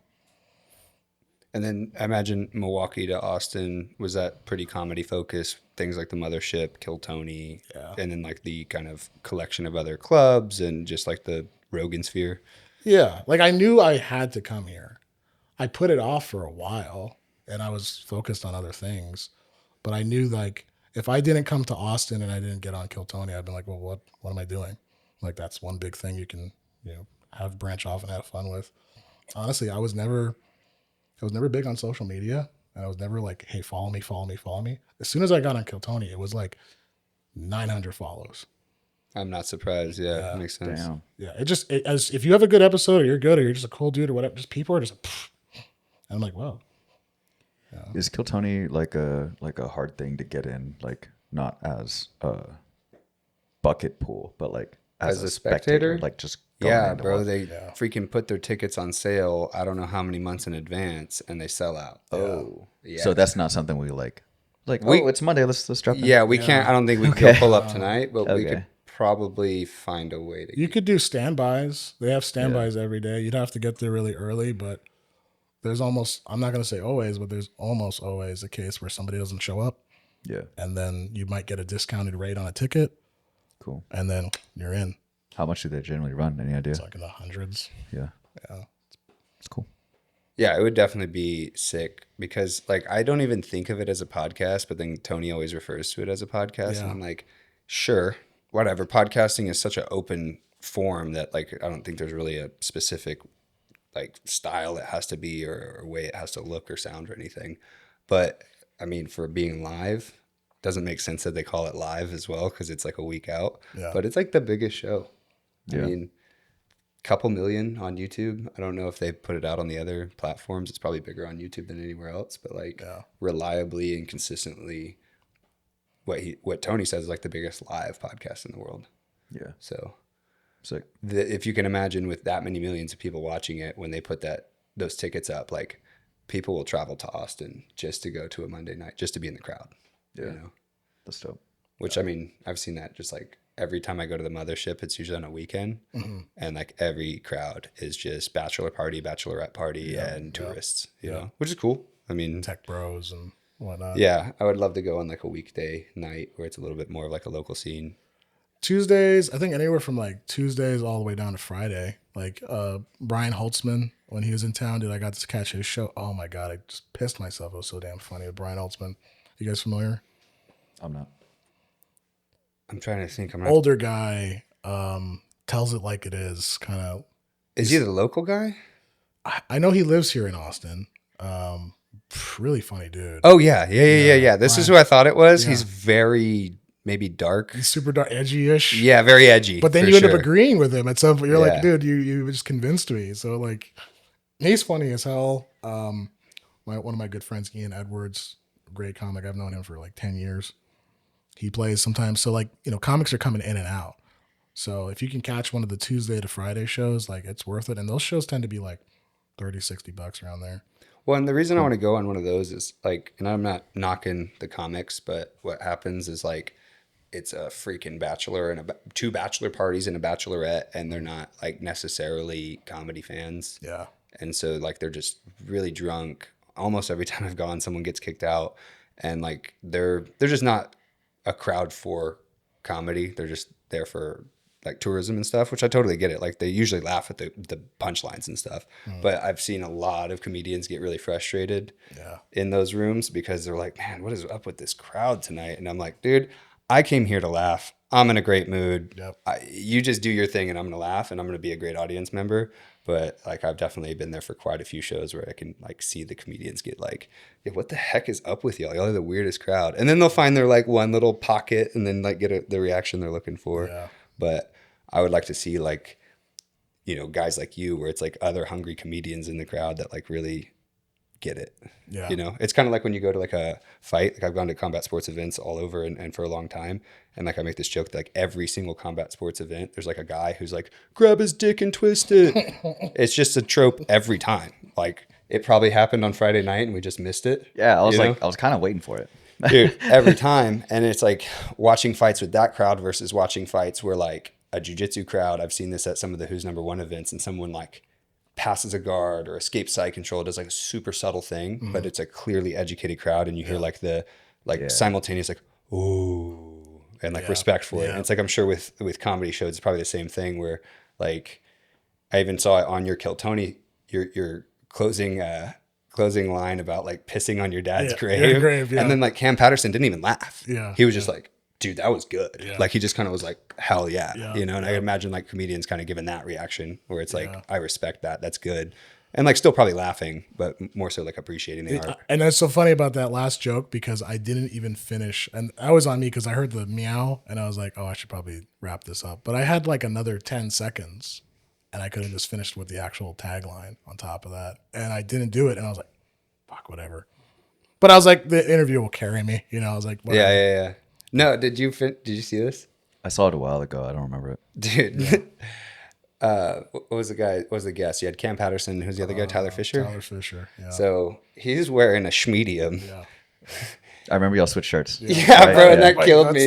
That's like out. And like turn for the camera so we can get that. No, the other one. So, and then Tyler Fisher's like playing the DJ on his freaking ear vagina. And licking it and shit.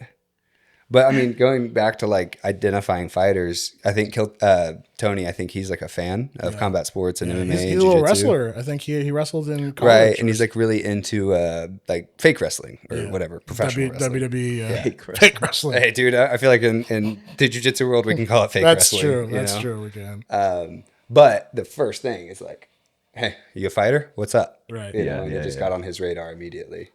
Mistakenly, I just do jiu-jitsu, which is not true. I do jiu-jitsu and wrestling. So I do grappling. And so that's actually how the ear developed, was because I was taking shots and clenching. And I was actually for that. I got the ear in like 2023. And I was doing more. You hadn't trained too long. That's a really fucked up ear for how long you've been training. Yeah. Yeah, this is a lot of damage. Did you drain it? Too many times. I trained it like an idiot. And I do not. I think you should probably do it the right way. So how did you drain it? Yeah, how do you drain it like an idiot? Because I'm curious. The Billy Sherman "Do Not Do This at Home" official. Yeah. So the first time I drained it, I just did the regular procedure. Boom, done. Right. But it just kept going. Right. So I would poke it. I'd poke it, and I'd poke in multiple areas. And not intentionally. I just wasn't thinking. I was like, I'll poke it here. Fuck it, poke it. Rather than going in the same spot. Well, when you do that, the tissue tears. And so then it started becoming like a triangle over here. It was really nasty. It's gross now, but yeah, because I got a vagina on the side of my head, you know. But dude, it was just like I kept poking in different areas, and that tissue just kept tearing and tearing and tearing. And at one point, this was actually after a competition, like one part of my ear literally was tearing like off. Like it was really gross. And I didn't have medical insurance. So I was like, well, I'm competing with no medical insurance. This is already bad. I'm going to try. Like, this is not good. But I'm not the smartest guy. We could establish that. Dumb potato. Right. Dumb potato. So I ended up like stitching, like sewing it together. Yourself. Yeah. And then I put a little bit of like super glue in there because I thought that would like solidify it. Really dumb. Yeah. And then I slept on it. And then I woke up and I was like, oh shit, this is hard.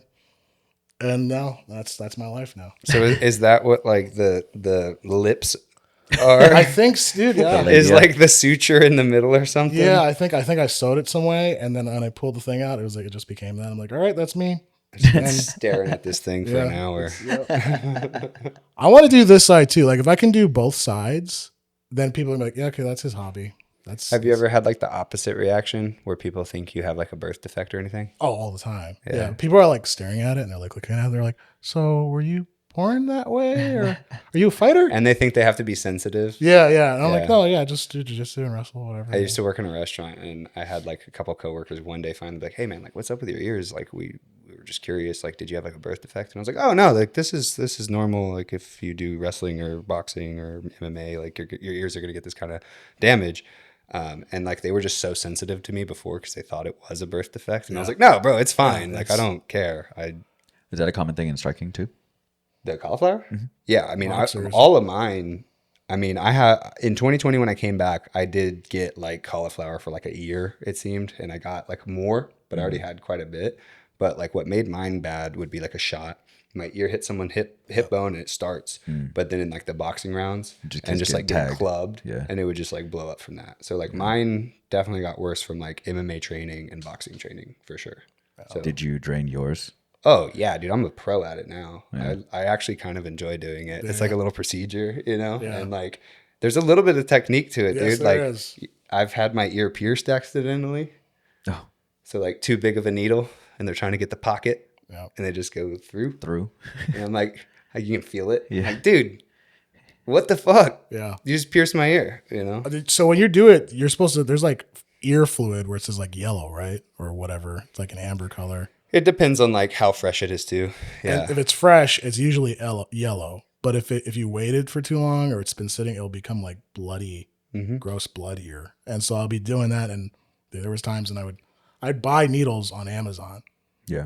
I don't know where they came from, China or something. I have no idea, but I would buy needles on Amazon. They were cheap, like $20, and you get like 100. Yeah. But I also messed up with that too because there are needle sizes, and you want the small one. You don't want you want like a diabetes needle. Yeah. Dude, I got the big ones, and that's also what like a 20 gauge. Dude, yeah, I put like a big one in here, and that also messed it up. I'm like, oh, bigger is better. No, it is not. So dumb. I needed like a friend to be like, listen, shut up. I'm gonna help you. But I didn't do that. So.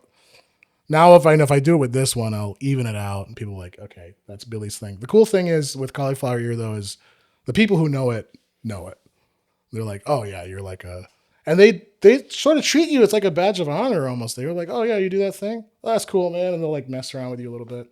I've seen clips online of people like intentionally giving themselves cauliflower ear, but like slapping. They'll put like a bottle cap behind it, hit it with a hammer and shit like that. I've seen the weighted plates, the 2.5s, and they'll go like and they'll clank. Yeah. On their ear. Like putting one to hold it and one to hit bang, to start hitting. Yeah, that's stolen valor, bro. It is. Yeah. It is. Yeah. That's crazy. I'd rather go through the fight and just, Yeah. I also I wouldn't do it, but I totally get like the mind of a young man being like, dude, I'm going to look badass. Right. You know, just earn it, bro. Yeah. Just earn it. Earn your stripes. Earn your own vagina. Earn your vagina, dude. Earn on both sides, bro. Dude, it's so meaty. Yeah, dude. I got a meaty pussy. It's beefy. It's like like an extra large pecan. Some people call it the walnut. I've had the walnut. Yeah. It does, dude. I've had bisexual women. They're like, oh, I kind of like it. It's kind of hot. And like I said, whatever, babe. Whatever turns you on. They're looking at you like you're the best of both worlds. Yeah, you got this and that. I'm like, okay. That's fucking filthy, dude. It's filthy. It's better to have cauliflower ear than cauliflower dick. All right. Yeah. 2.5 pound plates. I know. I feel bad having like such a bias where I'm like, yeah, dudes, cauliflower ear. You earned your stripes. Yeah. You do combat sports of some kind. You're tough. And I see a chick with it, and I'm like, I guess I didn't realize that I like girls without cauliflower ear. Yeah. You know, like if I see a chick with what you've got going on, bro, I'm like, I don't know, man. Like it's still badass. That's a rowdy girl. Still gonna be, I'm gonna respect the hustle, right? But I'm like, I don't know if that's for me. Have you seen chicks with cauliflower? I don't think I ever have. Oh yeah, you've met a few chicks with cauliflower. Yeah. I mean, MMA fighters and stuff like that. Yeah. Maybe I little guess bits of jiu-jitsu girls for sure. I've seen tons of jiu-jitsu girls, but I have never encountered one that like maybe a little bit, but not like. I think a lot of it like that. Yeah. I haven't seen any cauliflower ear quite like that. Yeah, that's mine's ugly. Mine's real ugly. And I was gonna say unique. It's probably a little bit to do with like training intensities and stuff too, right? Like you were probably a big, strong white belt, and you probably gave people a problem. Yep. So they probably smashed the fuck out of your head to punish you to not do whatever. Whereas like, you're not gonna do that to a chick, not to the same degree. No. I would fuck you up if I could, but like to a chick, it's like, all right, I'm not gonna give her cauliflower. If I have you in a side headlock and my bony forearms in your ear, I'm like, sucks to suck, bro. You're gonna have to deal with it. So you did other like little striking as well? I was really into boxing actually right when I was 17, 18, 19. I was really into boxing. I was like, this is in Hawaii. This is in Hawaii. Yeah. And I had friends that were all, because everybody in Hawaii loves martial arts. Like it's very rare do I encounter somebody that doesn't appreciate boxing or some kind of martial art or some kind of, attack sport. And, I would just train with local bradas and we just start swinging blows at each other, little stand and bang action a little bit. And the ears never got damaged, but dude, like I boxed for about 1.5 years. Never did like matches or anything, just a lot of sparring, tons of sparring. I got really into it, but also longevity. I was like, yeah, this is not going to go well if I keep going this route, but the boxing training, the conditioning, for sure, bag hitting, dude, that's all good stuff, man. Yeah. Well, I'm glad you brought up like the Hawaiian culture because like when I was younger, I thought street fights were cool, and I was kind of like led to believe this myth about Hawaiian culture was like one of the last places on earth where like maybe I'm talking about like the 2000s, but people would be like settle their disputes a little bit more like hand to hand, and that was like a cultural thing there. Yep. I feel like just like everywhere else in the world, like guns eventually take over, and that's probably gone now. Yeah. But like, did you kind of get to experience that or see that like when you were a teenager where it's like people are like, all right, bro, like we'll just throw down and then everything's kind of good after, but like we're gonna fight. Yeah, and there is like that mutual combat kind of aspect. Yeah, and I like that, dude. Like settling our differences. Like we're gonna fuck each other up. And then you go buy a beer and you're best friends after. So you know what I mean? Like a lot of my friends I've met was through fighting.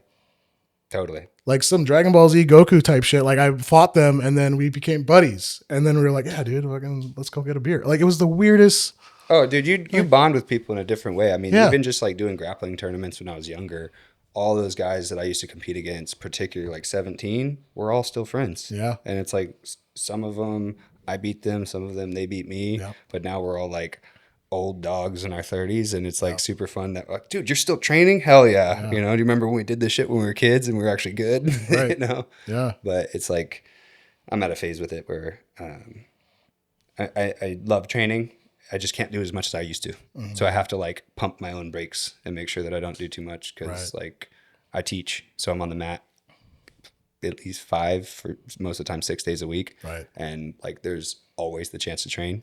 Mm-hmm. But I can't take it every time. We're also just like, I'm already injured enough as it is. Right. So longevity. Yeah, exactly. The last couple of years I've been trying to find that balance, and I'm in a good spot now, but there's definitely some times where I had to take a lot of time off, and then times where I was like training like an idiot, overtraining, and dealing with the consequences of that. But then it's like, it's an interesting thing too, because you sort of feel like that I can do it. Like, I'm gonna get out, there's something in there. It's like a little wolf dog in you. I don't know. Some just you want to go out there and like, like, and like, no, and that's the problem. Yeah. That comes out. And then all of a sudden I like do too much and most of the time I have a great time doing it. Right. But after the fact, I'm like, oh God, why did I let my ego get into that? There's And like a I had to meme- play with the guys. There's a meme like that where your brain is hitting super dopamine. You're like, oh, me training, and then your joints are like, dude, what are you, fucking, bro?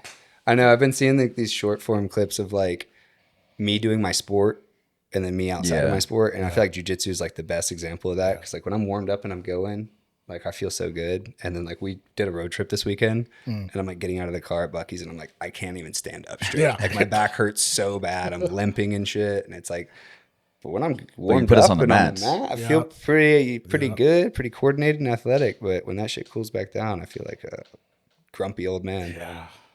Have you competed much?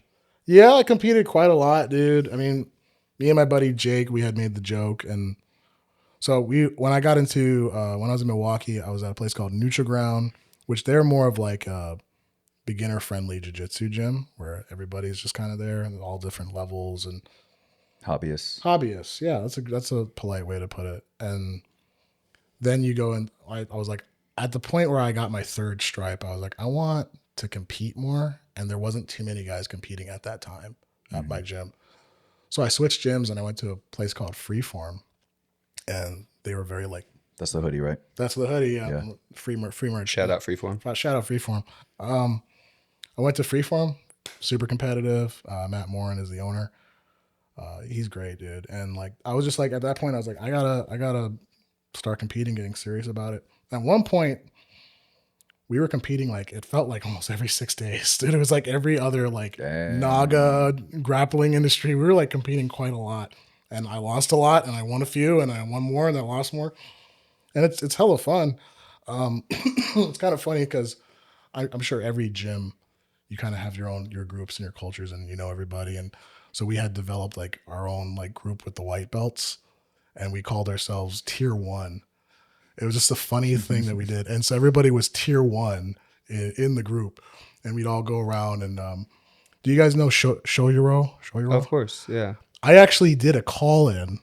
On their hotline. Yeah, and I did. You guys can look. I can find it. You got to send it. I'll send it. to me. I talked about Tier 1 jiu-jitsu. Hell yeah. And it's in there. It actually got a lot of hits, and a lot of people were like, what the hell is he talking about?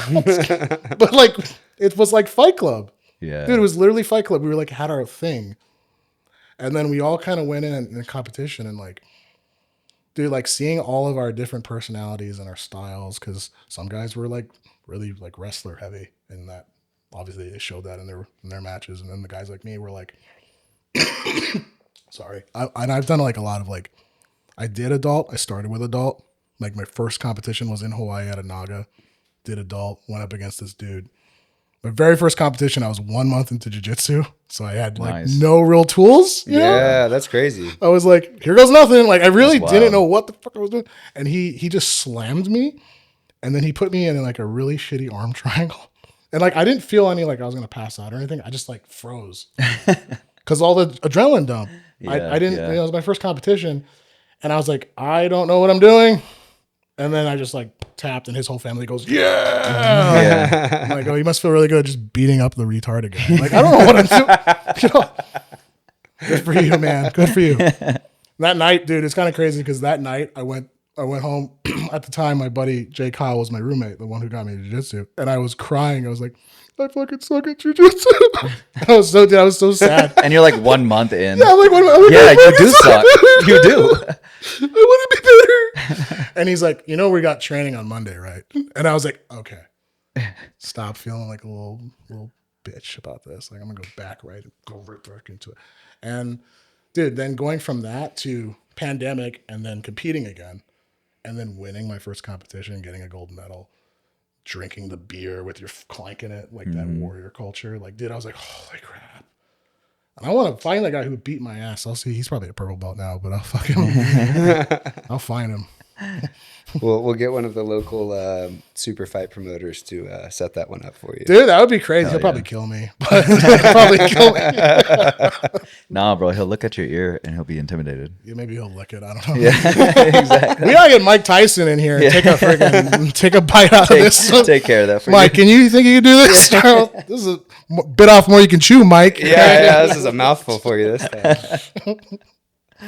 Oh man. Well, dude, thanks so much for coming Dude, on. hell yeah. Really appreciate it. Oh yeah. Do you have any places you want to shout out, get people to find you and check you out at shows? If you got Instagram, add me Sherman Tank Comedy on Instagram.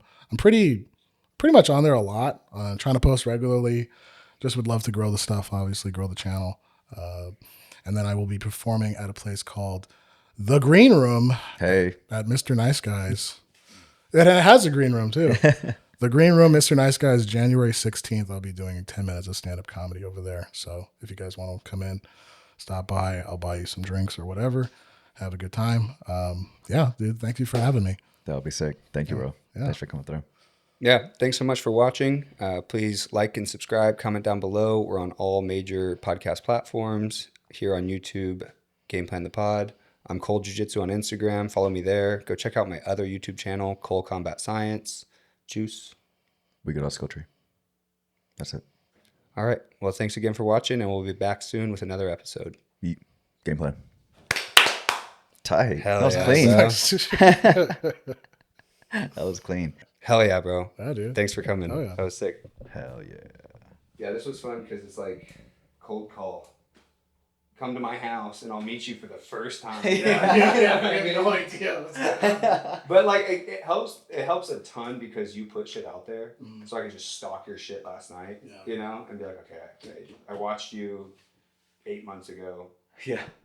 Randomly, and then like rewatching it, I was like, okay, now I remember this guy's set. I remember this whole fucking thing. So, Nice. and it just helps, like you said with jiu-jitsu, bro. Like you meet somebody, and you're like, did we just become best friends? Yeah. It's like I don't care.